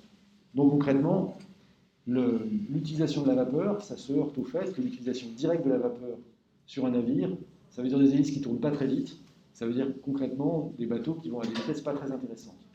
En revanche, ce qui va faire exploser le truc, c'est l'invention de la turbine. Donc la turbine, qu'est-ce que c'est? Concrètement, c'est vous souffler de la vapeur sous pression sur un arbre qui a des ailettes. Enfin, en gros, c'est un réacteur. C'est un réacteur qui agit par de la vapeur sous pression et qui va entraîner un arbre là à très grande vitesse. Du coup, ça permet d'amener des bateaux au-delà de 30 nœuds et même de 40 nœuds, et donc d'aller à plus de 50 à l'heure sur l'eau. Et donc tous les grands transatlantiques du XXe siècle, c'est des transatlantiques à turbine. Voilà. Ce qui fait d'ailleurs qu'il y a encore on peut encore faire des bateaux à vapeur, c'est compétitif en termes de vitesse par rapport à des bateaux pas à vapeur. En revanche, c'est pas très compétitif en termes de consommation énergétique et surtout de pollution. Donc une turbine, c'est ça, c'est un rotor, vous voyez, c'est une série d'ailettes. Vous soufflez. Alors, ce rotor, il est inséré dans un stator, hein, et à l'entrée duquel il y a des valves, quand vous faites passer de la vapeur par les valves, la vapeur en passant par les ailettes de la turbine fait tourner la turbine. Concrètement, oui, d'ailleurs, j'ai parlé de réacteur. C'est ce qu'il y a dans un barrage pour faire l'électricité. Alors, les turbines pour faire l'électricité n'ont pas ce profil-là, c'est en général des turbines à aube. Mais concrètement, l'idée est la même. Vous faites passer un fluide et ça fait tourner la turbine autour de son axe. Et au bout de l'axe, qu'est-ce qu'il y a? Il y a l'hélice du bateau. Voilà. Et donc ça tourne beaucoup plus vite que ne tourne une machine à vapeur. Une machine à vapeur classique comme la machine de Watt, comme on a vu. Bon, alors c'est bien, on a parlé des bateaux, on a parlé des tracteurs, on a parlé des locomotives, mais on n'a pas parlé des bagnoles. Alors, évidemment, il n'y a pas beaucoup de bagnoles à vapeur. Ça, vous pourrez me dire, à raison, que les bagnoles à vapeur, c'est pas exactement le truc à la mode. Toujours au musée du CNAM, il y en a une, c'est celle-là en fait. C'est l'autobus routier l'autobus à vapeur de Léon Bollé, qui est donc un industriel qui au début faisait de la fonte. Enfin, c'était un sidérurgiste du Mans. Puis ensuite, Bollé, au tournant du XXe siècle, s'est mis à fabriquer des automobiles à vapeur. Donc là, c'est clairement un truc à vapeur, puisqu'on voit la chaudière. Et ce qui est amusant, c'est qu'on voit la structure de l'engin, ça reste la structure d'une calèche, d'un carrosse. C'est un carrosse sur lequel on a greffé une machine à vapeur. Et c'est ça qui est amusant dans l'évolution technique, c'est que finalement les formes évoluent assez lentement. Et donc, le début de l'automobile, ça consiste à mettre un moteur à vapeur sur un carrosse. Il y a eu des voitures à vapeur jusque dans les années 20, puisque la dernière, c'est la Stanley en gros, mais c'est la dernière voiture à vapeur. Et c'est vraiment une voiture à vapeur. Alors ça, elle n'est pas au CNAM, mais je crois qu'au CNAM, il y a quand même il y a d'autres automobiles à vapeur que le bus de Léon Bollet. Et il y en a une un peu comme ça, c'est-à-dire une qui a l'air d'être une voiture normale, et en fait, sous le capot, vous trouvez une grosse bouilloire. Alors, question, pourquoi est-ce qu'on ne fait pas des voitures à vapeur? Réponse, parce que la machine à vapeur, c'est lourd, et c'est surtout pas commode du tout. Parce que le problème de la machine à vapeur, c'est qu'il faut, pour la démarrer, il faut commencer par faire du feu, il faut attendre que l'eau bouille, il faut attendre qu'il y ait une pression suffisante, et là, vous pouvez démarrer. Donc, vous imaginez, avant de partir au boulot le matin, chérie, où est-ce que tu as mis la pelle? Je vais aller chercher du charbon. C'est pas démarrer, quoi. Quand tu as garé votre voiture à 10 km de chez vous, ah bah zut, j'ai plus de charbon, comment je vais faire? Je vais me chercher une brouette de charbon, enfin bref, ça comporte tout un tas de problèmes. Et enfin, c'est abominablement cher, c'est-à-dire justement en 1924, si vous prenez la Stanley 740 qu'on vient de voir, elle valait $4 000, alors que la Ford T, bon, qui n'est pas de puissance de luxe équivalent, enfin bon, la Ford T, qui est une voiture à pétrole d'entrée de gamme, avec la même puissance installée, coûte 8 fois moins cher. Et en plus, ça démarre tout seul. Bon, ceci dit, on peut aussi fabriquer des avions à vapeur, hein, si vous voulez, ça existait. Ceci n'est pas un faux, d'accord. Il y a un numéro de Popular Science qui présente un avion à vapeur, mais là aussi, les avions à vapeur, ça n'a pas été un grand succès, pour la raison déjà expliquée que les machines à vapeur, ça pèse quand même un peu plus lourd que les moteurs à essence. Bon, alors pour information quand même, si on parle des avions, toujours du musée du CNAM, il y a au musée du CNAM une machine qui s'appelle l'Éole d'Adair, qu'on ne peut pas appeler un avion, puisque Clément Adair, qui était donc un pionnier français de l'aéronautique, il a aussi construit un avion qu'il a appelé avion. Bon. Mais l'Éole, qui est sa première tentative de faire voler quelque chose, est conservée et a été récemment restaurée au musée du CNAM dans le Grand Escalier. Et vous voyez en particulier, on a démonté la chaudière à vapeur qui servait à propulser à entraîner les hélices tractives. C'est extraordinaire parce que là, c'est une chaudière à vapeur qui est minuscule. C'est d'une finesse, c'est un bijou ce truc. Ça vaut le coup d'aller rien que pour aller voir la machine à vapeur d'Adair. La question, c'est donc de savoir si Adair a fait voler un avion, ou même s'il s'appelait Éole, 12 ans avant les frères Wright, qui sont considérés par à peu près le monde entier comme étant les premières personnes à voler un avion avec un moteur. Il y a eu des planeurs qui avaient volé avant, mais on considère en général que c'est les frères Wright qui ont été les premiers à faire voler un avion, sauf que Adair, qui a été financé par l'armée française, qui lui a quand même donné 10 millions de francs, ce qui représentait beaucoup à l'époque. Donc Adair a toujours considéré, et puis il a eu des adorateurs en France, pour dire que c'était lui qui avait le premier fait voler un plus lourd que l'air, comme on dit, d'accord, parce qu'il y avait les plus légers que l'air qui volaient, les plus légers, c'était les ballons à air chaud, qu'ils soient dirigeables ou juste ascensionnels. Mais ça, on savait faire voler des ballons à air chaud depuis 1785. En revanche, à la fin du 19e, c'était la course pour savoir qui ferait voler le premier avion. Le truc d'Adair, c'est que lui, il dit avoir volé, et les témoins oculaires de l'événement disent qu'effectivement, la trace des roues de l'Éole sur le terrain s'interrompt pendant quelques dizaines de mètres, mais tous les spécialistes disent que ce n'est pas du vol à proprement parler, c'est de l'effet de sol. C'est-à-dire que concrètement, ce qui fait la différence entre le vol et l'effet de sol, c'est que dans le vol, il y a de l'importance. Enfin, ce qui fait voler un avion, c'est l'importance. C'est la différence entre la vitesse du flux qui est sur le dessous de l'aile et du flux d'air qui est sur le dessus de l'aile. Ça, c'est ça qui tire l'avion vers le haut. Alors que dans l'effet de sol, c'est simplement que vous comprimez l'air qui est sous les ailes, et ça vous fait faire un bond, mais comprimer l'air sous les ailes, ça ne marche plus quand vous vous éloignez du sol. Donc si vous n'avez pas de portance, vous n'allez pas plus haut. Et donc en fait, ce qui s'est passé très vraisemblablement avec l'Éole d'Adair, c'est qu'il a su trouver un effet de sol, et il n'a pas pu continuer, il n'y avait pas une portance suffisante pour continuer à s'élever. Donc c'est pas vraiment un vol, c'est un bond. D'accord. Alors au passage, l'histoire de l'effet de sol, il y a pas mal de constructeurs aéronautiques qui travaillent sur l'effet de sol comme une perspective pour pouvoir continuer à faire de l'avion, enfin, pour pouvoir continuer à justifier l'utilisation d'avions, parce que dans l'effet de sol, on a une consommation énergétique qui est relativement faible, et en particulier, l'idée, ce serait d'utiliser l'effet de sol, par exemple, pour les vols au-dessus des plans d'eau. D'ailleurs, concrètement, non, j'allais dire une bêtise, mais donc les Russes ont développé toute une série d'instruments, d'engins volants qui s'appellent les écrans planes, et Boeing a des projets aussi d'avions géants qui voleraient dans l'effet de sol pour les traversées transatlantiques, par exemple. Le seul problème, c'est qu'on ne sait pas encore très bien quoi faire avec les vagues, parce que si vous rencontrez une grosse vague, elle est plus haute que l'effet de sol. Il faudra avoir un avion submersible, ce qui est un concept qui n'existe pas encore. Bon, alors j'arrête avec l'effet de sol, d'accord. Donc les premiers qui ont fait voler un vrai avion avec un vrai moteur, qui avait de la vraie portance, et donc qui allait à une altitude suffisante pour qu'on parle d'avion, c'était les frères Wright, en 1902. Et puis en 1908, Blériot, comme vous le savez, a traversé la Manche dans un avion de sa fabrication, dont il y a une copie au musée du CNAM, là encore. Alors, quand vous voyez ça vaut le coup aussi, parce que quand vous voyez le machin dans lequel il a traversé la Manche, je vous dis quand même qu'il ne fallait pas avoir peur. D'autant plus que le moteur qu'il avait, qui devait être un moteur Antoinette, non, ça devait être un Manziani à 3 cylindres, il n'avait jamais, avant de traverser la Manche, qui lui a pris 45 minutes, il n'avait jamais fait voler le moteur plus de 10 minutes. C'est-à-dire qu'à chaque fois, il avait une panne avant 10 minutes. Donc là, quand il s'est lancé au-dessus de la Manche, le mec, il a croisé les doigts en se disant « Tiens, peut-être que cette fois, ça va marcher. » Et ça a marché, bravo. Bon, ce qui est étonnant, c'est à quelle vitesse le truc a été. C'est-à-dire qu'en 1933, on fait voler des avions à presque 700 à l'heure. D'accord, et d'ailleurs, en 1933, vous vous en souvenez, c'était aussi le premier vol de l'avion à vapeur. Mais lui, il n'allait pas à 700 à l'heure, et tout le monde l'a oublié, c'est pour ça que ça ne dit même pas qu'il avait existé. Bon. Alors, là aussi, il y a de la vapeur, mais c'est une méchante blague, puisque ça, on ne peut pas considérer, la propulsion cryogénique des fusées, on ne peut pas considérer que ce soit une machine à vapeur. Alors, de fait, vous prenez de l'oxygène, vous prenez de l'hydrogène, vous les mettez ensemble, ça fabrique de la vapeur d'eau, mais c'est aussi, ça fabrique de la vapeur d'eau, mais ce n'est pas la vapeur qui propulse, d'accord, c'est l'énergie qui résulte de cette affaire. Voilà, pour les amateurs, il y a aussi des vélos à vapeur, mais pour votre santé, ça me paraît une meilleure idée de continuer à pédaler.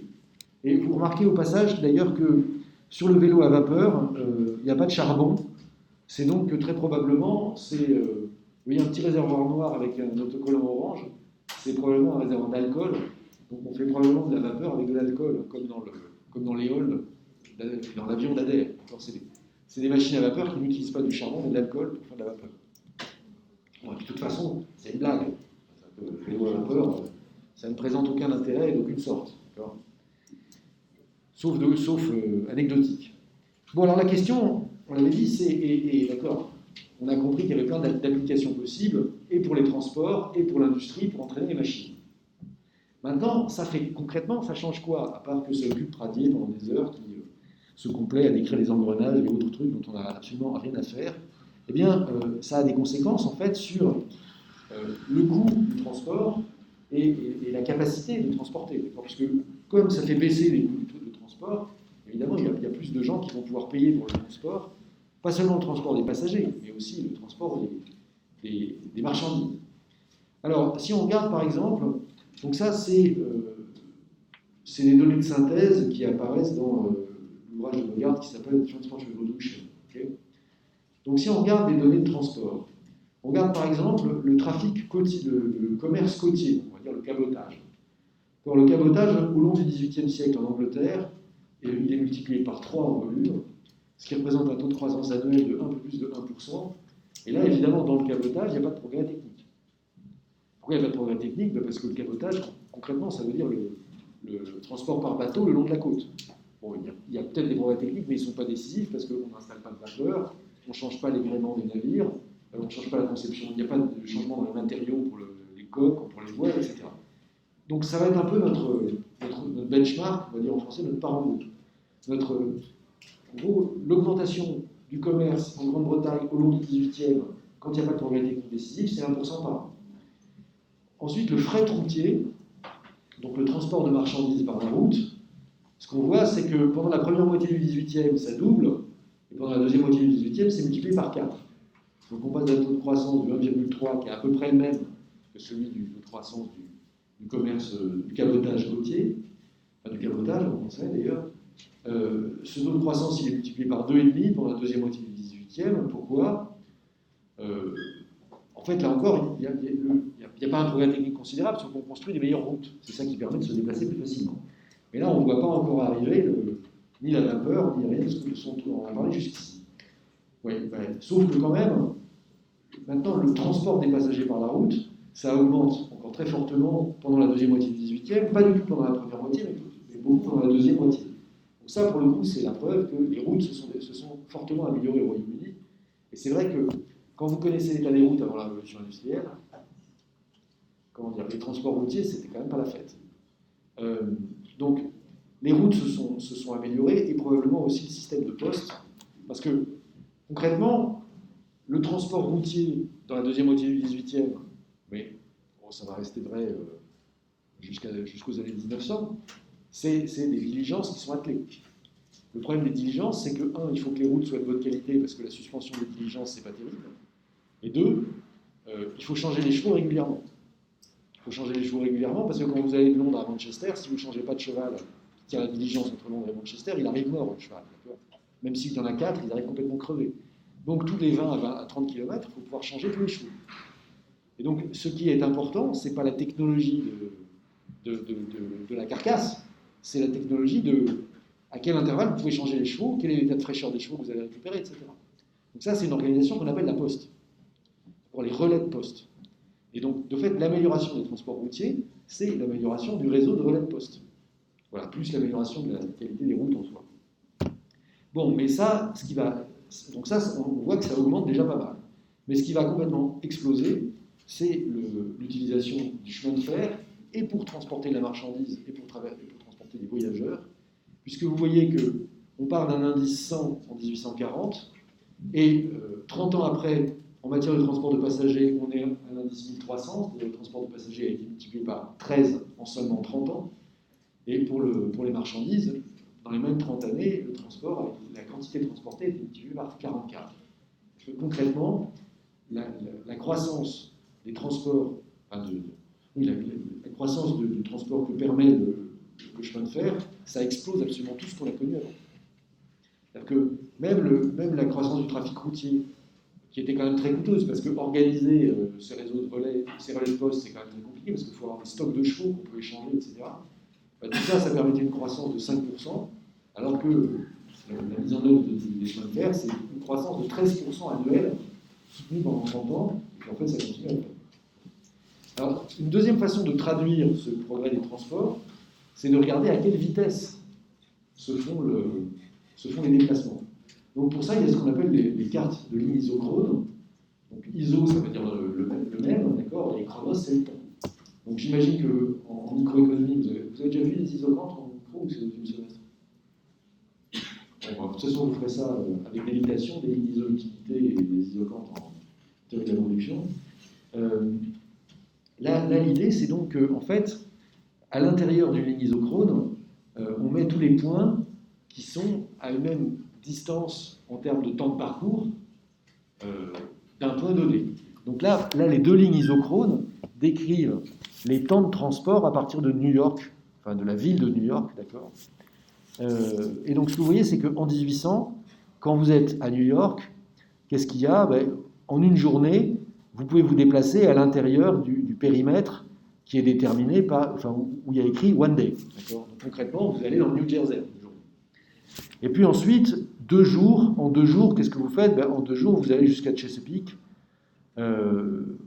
et donc vous allez jusqu'au Delaware, ou au Maryland.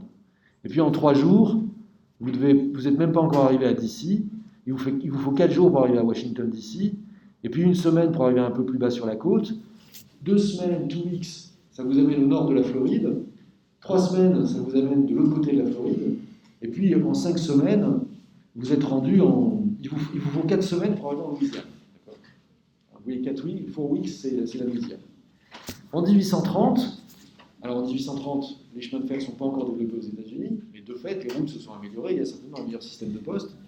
Là, en gros, en 1830, ce qu'on voit, c'est qu'on va à peu près 2 fois plus vite, puisqu'il faut 2 weeks pour arriver en Louisiane, 1 week pour arriver au nord de la Floride, et maintenant, on arrive à DC en 2 jours. D'accord ? Et puis, on voit aussi qu'on peut se déplacer vers les Grands Lacs N'empêche que pour arriver au lac supérieur, il faut quand même 6 semaines. C'est pas encore absolument optimal. Donc ça, c'est le développement de la route. Là, c'est le début du développement des chemins de fer. Avec le début du développement des chemins de fer, qu'est-ce qu'on voit? On voit en fait que la région des lacs, en particulier Chicago, vous voyez, qui est au bas du lac Michigan, là, je ne sais plus si c'est le lac Michigan ou je ne sais plus quoi, mais alors qu'on mettait 3 semaines pour y arriver en 1830, on mettait 6 semaines pour y arriver en 1800, 3 semaines en 1830 en améliorant les routes, et avec les chemins de fer, on est sur la ligne isochrone de 2 jours en 1857.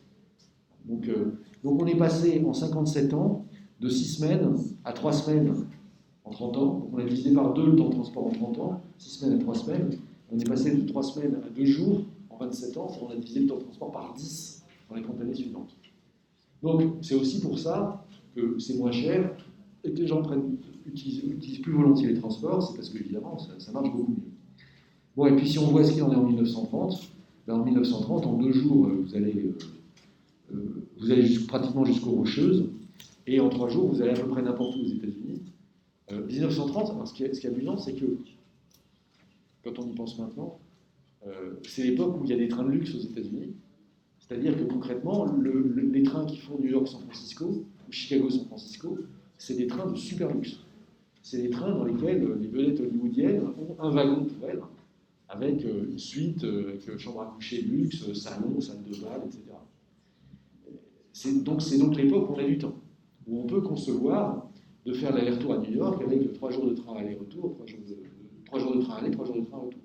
Aujourd'hui, l'idée de passer 3 jours dans un train, je pense que ça rendrait dingue une partie d'entre vous, même si personne n'a le coronavirus dans l'affaire, c'est quand même un temps qu'on n'a plus.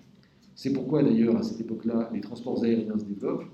Et donc ce qu'on voit, c'est que là, pour aller de New York à San Francisco, ou à Los Angeles si vous voulez, ça se fait dans la journée en avion.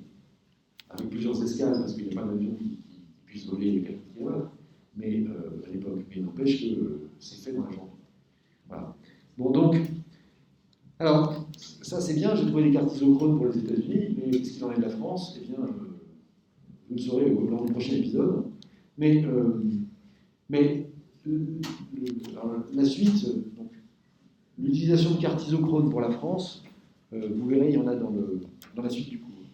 Mais la suite de la révolution industrielle, c'est quoi?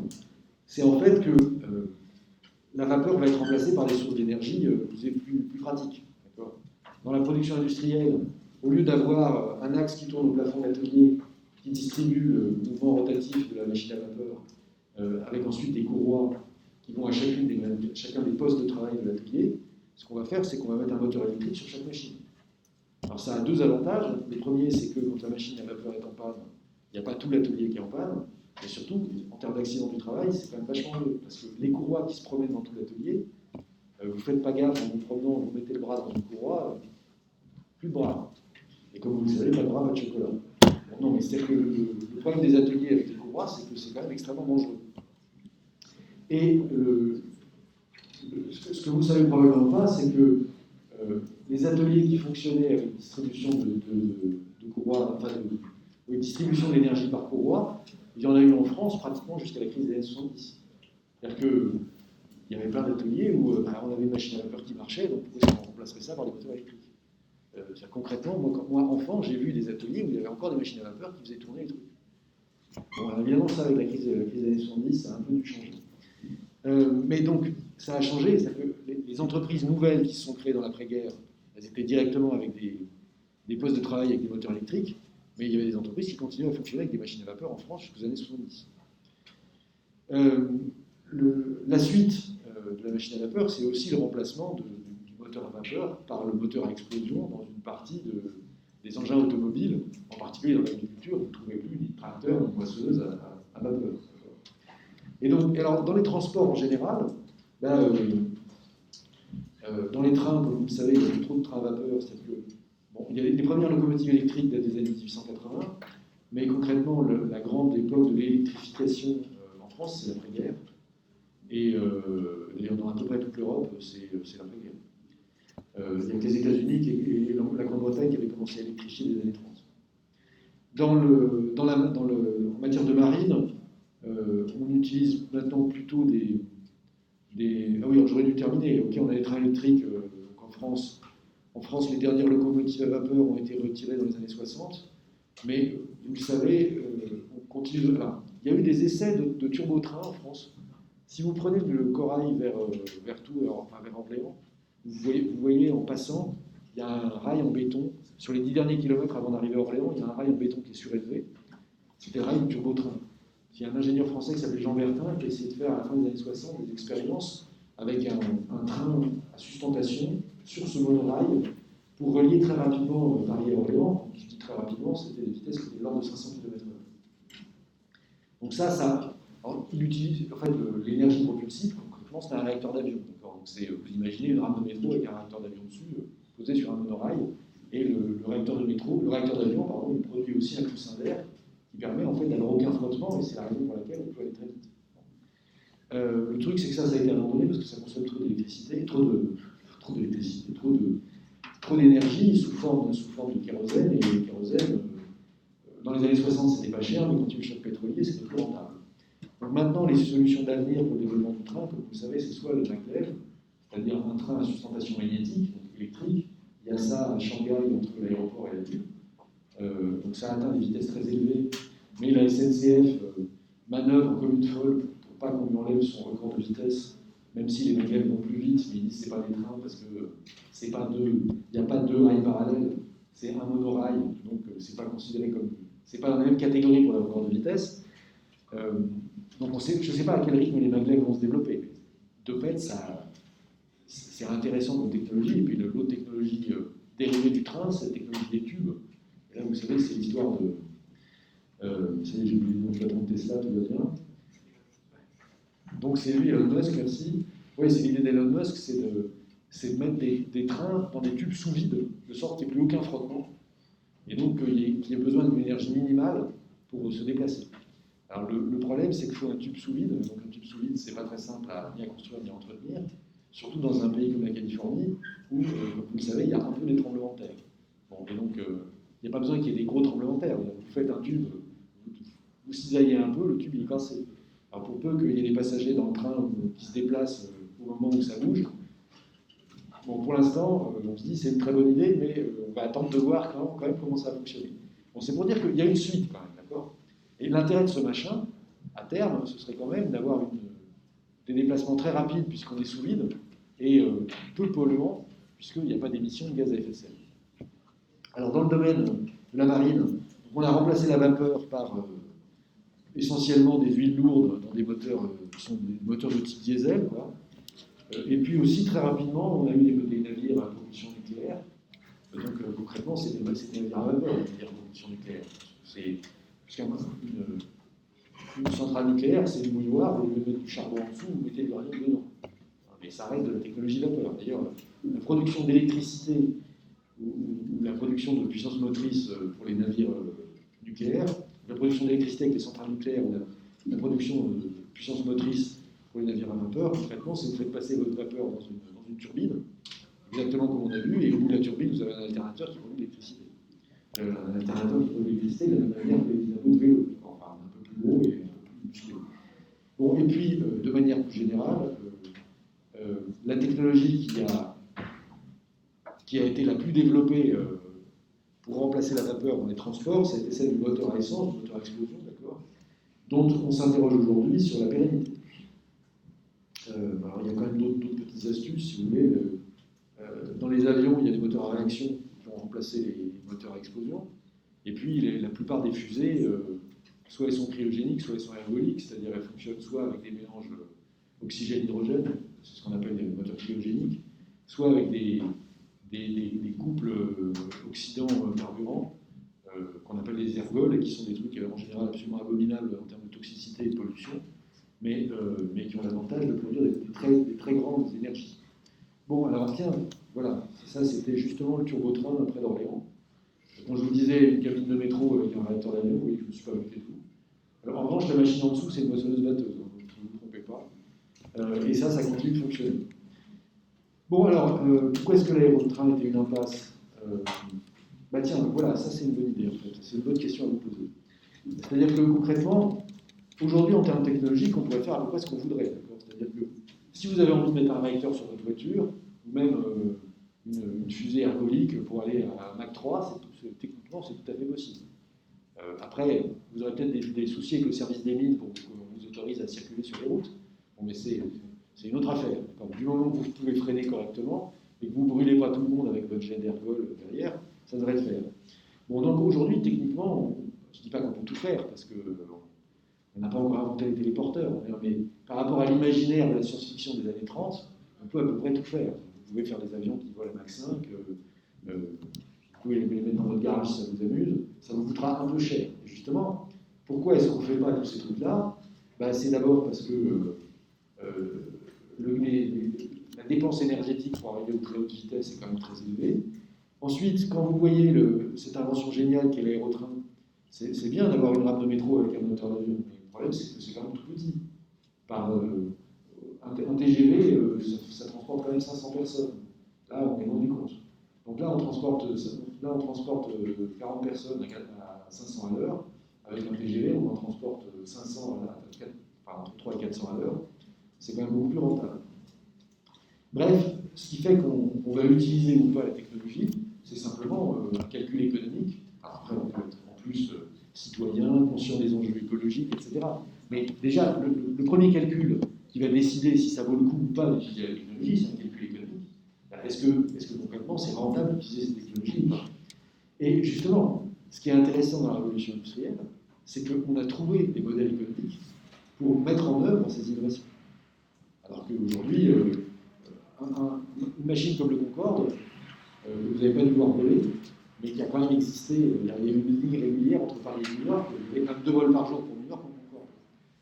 Bon, je ne sais pas si vous imaginez le prix des billets d'avion sur Concorde, c'était 8 000 €, mais il y a 15 ans, d'accord. Donc avec l'inflation, je pense que ça en fait plus de 10 000. Pour aller à New York, c'était relativement cher, dans des conditions de confort qui n'étaient quand même pas terribles, surtout dans des conditions de sécurité. On a compris ensuite qu'elles étaient un peu limites. Bon, aujourd'hui, concrètement, il n'y a plus de clientèle pour ça. En fait, pourquoi il n'y a plus de clientèle pour ça? C'est parce que le billet d'avion à 10 000 €, il payait juste l'équipage et le carburant. Il ne payait pas l'amortissement de l'avion. Parce qu'en fait, les Concorde, les avions en eux-mêmes, personne n'a remboursé à Aérospatiale le développement de Concorde. Quand Aérospatiale a construit le Concorde, c'était donc, quand le truc a été développé, c'était pendant les années 60, justement, à l'époque où le pétrole n'était pas cher et le kérosène n'était pas cher.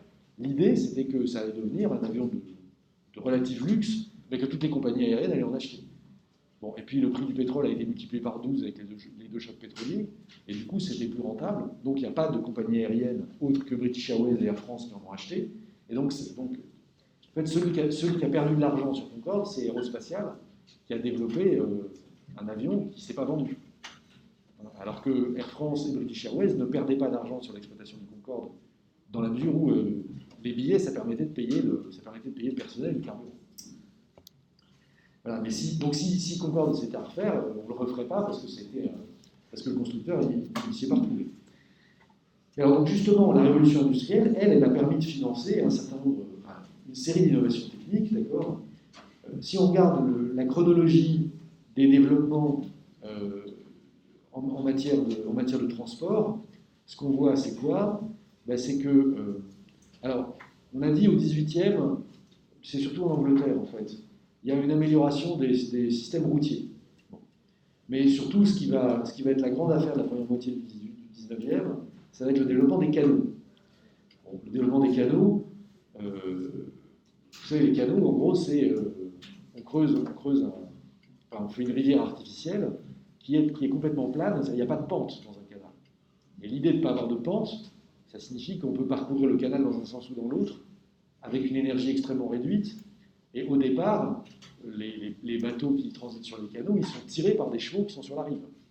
Il y a un chemin de halage de chaque côté du canal, et il y a un chemin donc il y a un chemin de halage qui va vers l'amont et un chemin de halage qui va vers l'aval. Bon, et puis du coup, qu'est-ce qu'on fait? Du coup, pour rattraper les déclivités du terrain, on les écluse. Donc c'est quand même des travaux très importants, parce qu'une écluse, c'est pas exactement un truc que vous fabriquez avec 3 mégawatts. C'est des gros travaux, surtout si le terrain est irrégulier. Du coup, les canaux, ça marche quand même mieux dans les régions qui sont relativement plates, donc plutôt dans le nord de l'Europe évidemment que dans les Alpes. Les canaux dans les Alpes, on va éviter, on va trouver autre chose. Bon. Donc, il y a des gros investissements dans les canaux dans la première moitié du 19e. Et puis, ensuite, la locomotive dont on a vu qu'elle a été inventée, enfin la première locomotive effectivement utilisée, c'est la roquette de Stephenson. Mais les investissements dans les chemins de fer à partir de 1830, ça commence doucement.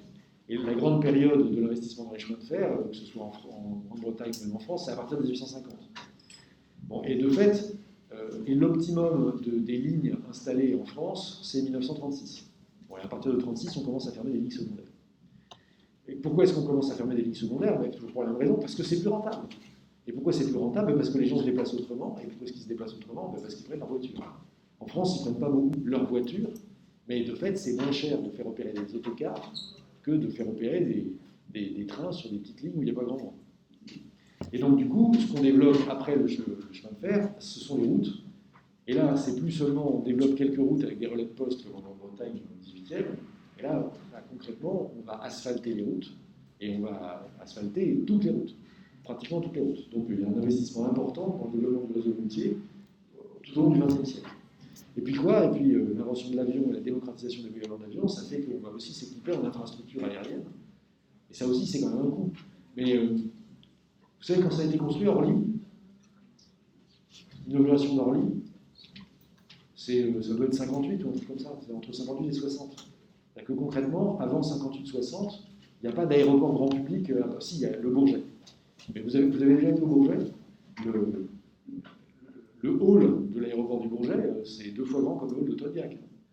J'exagère à peine, c'est-à-dire que le bâtiment est un très joli bâtiment 1930, mais on voit que c'est l'aérospatial, c'est l'aéronautique pour les riches, parce que c'est vraiment tout petit. Par rapport à Charles de Gaulle, la superficie des halls, ça doit être, je ne sais pas, c'est 1 ou 2% de la superficie des halls de Charles de Gaulle. Et donc, concrètement, le premier aéroport de Paris qui est visé grand public, c'est 1960. Donc c'était quand même hier. Mais donc on a une succession de moyens de transport qui sont développés par la révolution industrielle parce qu'on leur trouve des modèles économiques et du coup c'est rentable d'investir dans ces infrastructures et c'est rentable d'investir dans les véhicules. Et donc, alors, quand on développe les avions, on n'abandonne pas les routes, on continue à entretenir.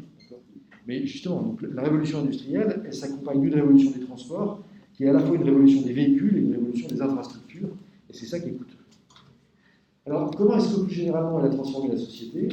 Eh bien, vous le saurez en écoutant la suite du cours, que je vais afficher dès que la machine m'aura rendu la main. Parce qu'effectivement, c'est ça, quand on n'est pas juste un nerd technophile, la vraie question, c'est quand même... comment est-ce que tout ce BINS a transformé la société? Bon, alors vous avez déjà quelques idées, j'imagine. Il y a une baisse dans mon micro. Oui, pardon. Donc, vous avez déjà quelques idées, mais on va essayer de systématiser ça. Pour ça, où est-ce que j'ai mis mon cours? Il est là. Voilà. Donc, en avant. Donc, on a dit... la révolution industrielle, c'est une révolution technique. Maintenant, on va parler des causes et des transformations sociales. Alors, bon, tout ça, je vous ai déjà raconté, le machinisme dans l'industrie textile, vous avez vu les petits dessins. Alors, peut-être un petit interlude, effectivement, pour comprendre, en gros, comment ça s'organise, cette révolution industrielle, concrètement. Parce que, là, quand on fait le récit des innovations techniques, on a finalement l'impression qu'on a un truc extrêmement... on déroule une histoire où... bon, ben alors voilà, la semaine dernière, j'ai mis en place le réseau routier avec les relais de poste. Cette semaine, je fais les canaux. La semaine prochaine, je mets en place les chemins de fer. Et puis après, je ferai des routes. Et puis alors après, je vais mettre en place des aéroports. Et puis après, des maglèves. Et puis après, des tubes. Oui, d'accord, mais pendant ce temps-là, il y a quand même des processus historiques qui se déroulent. Et ces processus historiques, ils ne sont pas absolument neutres, d'accord? En particulier parce que dans l'organisation de la révolution industrielle au Royaume-Uni, il y a effectivement une première phase intense qui commence dans les années 1760. On l'a vu avec l'invention de la spinning jenny et puis du water frame, et puis le raffinement des mules, etc. Et puis la mise au point de la machine à vapeur, qui en fait, elle est mise au point par Watt dans les années 1770, et donc concrètement, elle est très peu utilisée avant les années 1820. Il y en a quelques exemplaires, d'abord ça sert à pomper l'eau dans les mines, et puis il y a des premières expérimentations pour faire autre chose. Par exemple, vous savez de quand date l'installation d'une première machine à vapeur en France? En fait, il y a une rue parisienne qui porte le nom d'une machine à vapeur. C'est la rue de la Pompe. Vous êtes peut-être demandé pourquoi il y avait une rue de la Pompe. La pompe de la rue de la Pompe, c'est une pompe à feu. À l'origine, les machines à vapeur s'appelaient des pompes à feu en français. Pourquoi c'est une pompe à feu? Parce que ça met du feu dessous et ça entraîne une pompe. Et pourquoi est-ce que rue de la Pompe, il y avait une pompe à feu? Parce que les frères Perrier, qui étaient des financiers parisiens, en 1785, ont acheté une machine à vapeur à Watt et ils l'ont installée donc, dans le quartier de ce qui est devenu la rue de la Pompe, donc dans le quartier de Passy. Et leur objectif, c'était d'utiliser la pompe à feu pour aller chercher de l'eau dans la Seine et donc pomper de l'eau. Et qu'est-ce qu'on faisait avec l'eau qu'on pompait? On en fournissait à qui on voulait. Ça évitait d'aller soi-même chercher l'eau de la Seine, soit pour la boire, soit pour arroser son jardin.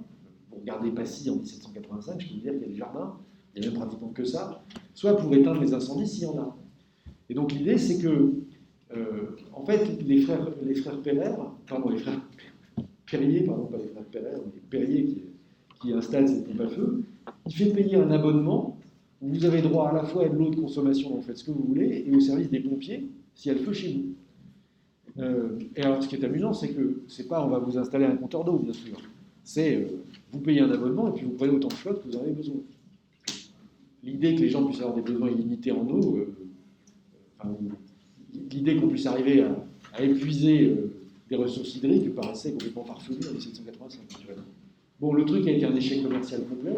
Les gens préféraient continuer à aller chercher la flotte eux-mêmes à la Seine, puisque c'est une époque bénie où on buvait l'eau de la Seine, et vous imaginez qu'elle était parfaitement pure, l'eau de la Seine, n'est-ce pas?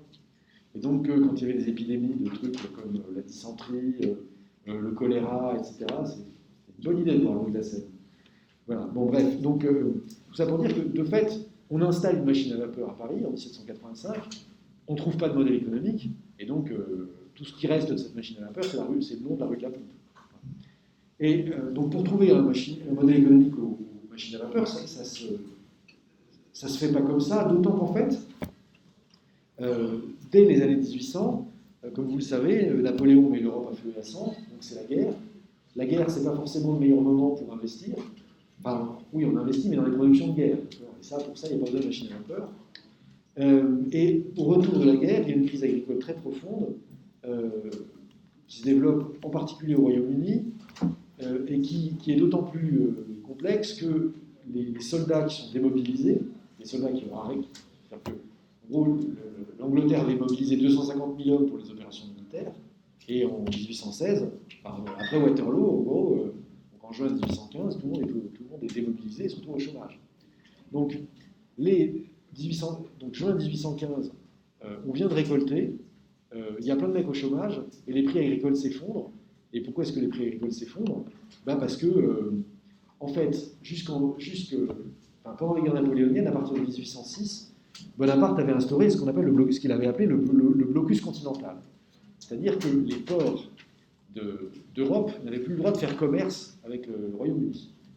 Et comme le Royaume-Uni n'était pas autosuffisant en matière alimentaire, il avait un déficit de production de blé, et donc il fallait qu'il achète son blé ailleurs que sur le continent européen, mais quand vous y pensez, en 1806, il n'y a pas beaucoup de producteurs de blé en dehors d'Europe.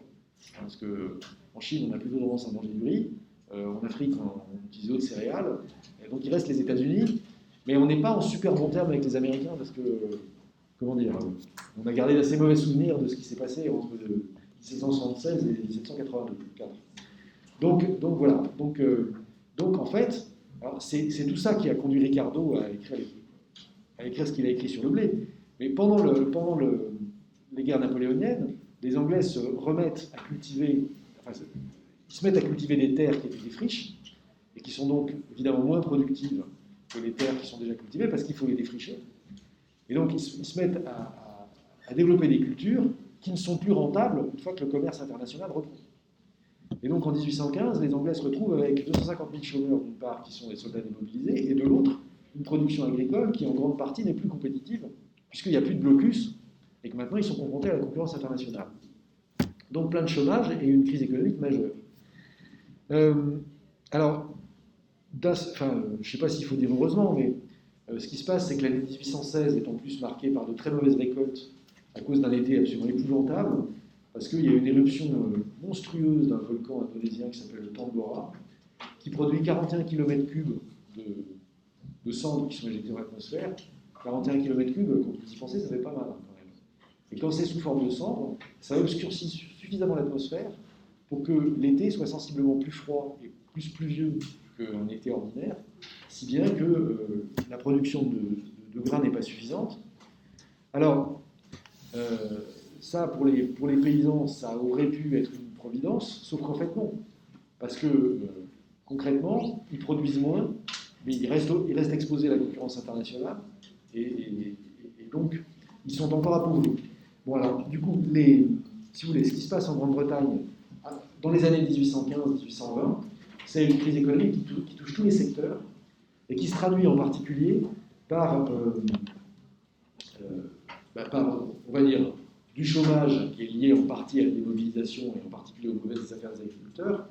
Mais comme ceci est contemporain de la disponibilité de machines que des entrepreneurs essayent de mettre en œuvre, eh bien, c'est la première apparition documentée de ce qu'on va appeler le chômage technologique. C'est-à-dire que des chômeurs qui considèrent qu'ils ont été remplacés par des machines s'en prennent aux machines. Et c'est ce qu'on appelle le ludisme, avec 2D. Alors, le ludisme avec 2D, c'est donc le mouvement qui conduit les ouvriers anglais à casser les machines. Et ce ludisme avec 2D, il vient du fait non pas que c'est ludique de casser les machines, parce que ludique, donc, ce qui est en relation avec ludus, le jeu, donc ce qui est amusant, ludique, ça prend qu'un seul dé. Non, ludisme avec 2D, c'est que les adeptes du ludisme qui veulent casser les machines disent s'inspirer d'un monsieur Ludd qui aurait été le leader de cette affaire. Bon, donc, la situation du Royaume-Uni en 1815 n'est pas telle que l'installation de machines va de soi. Il y a à la fois une crise économique qui ne donne pas des perspectives de vente remarquables et une crise sociale qui fait que c'est compliqué d'installer des machines parce que les ludis, en anglais on dit les luddites viennent les casser. Donc, comment et pourquoi est-ce que les Anglais vont finalement installer les machines et faire la révolution industrielle? Eh bien, vous le découvrirez en suivant le prochain épisode de la révolution industrielle. Merci de votre attention.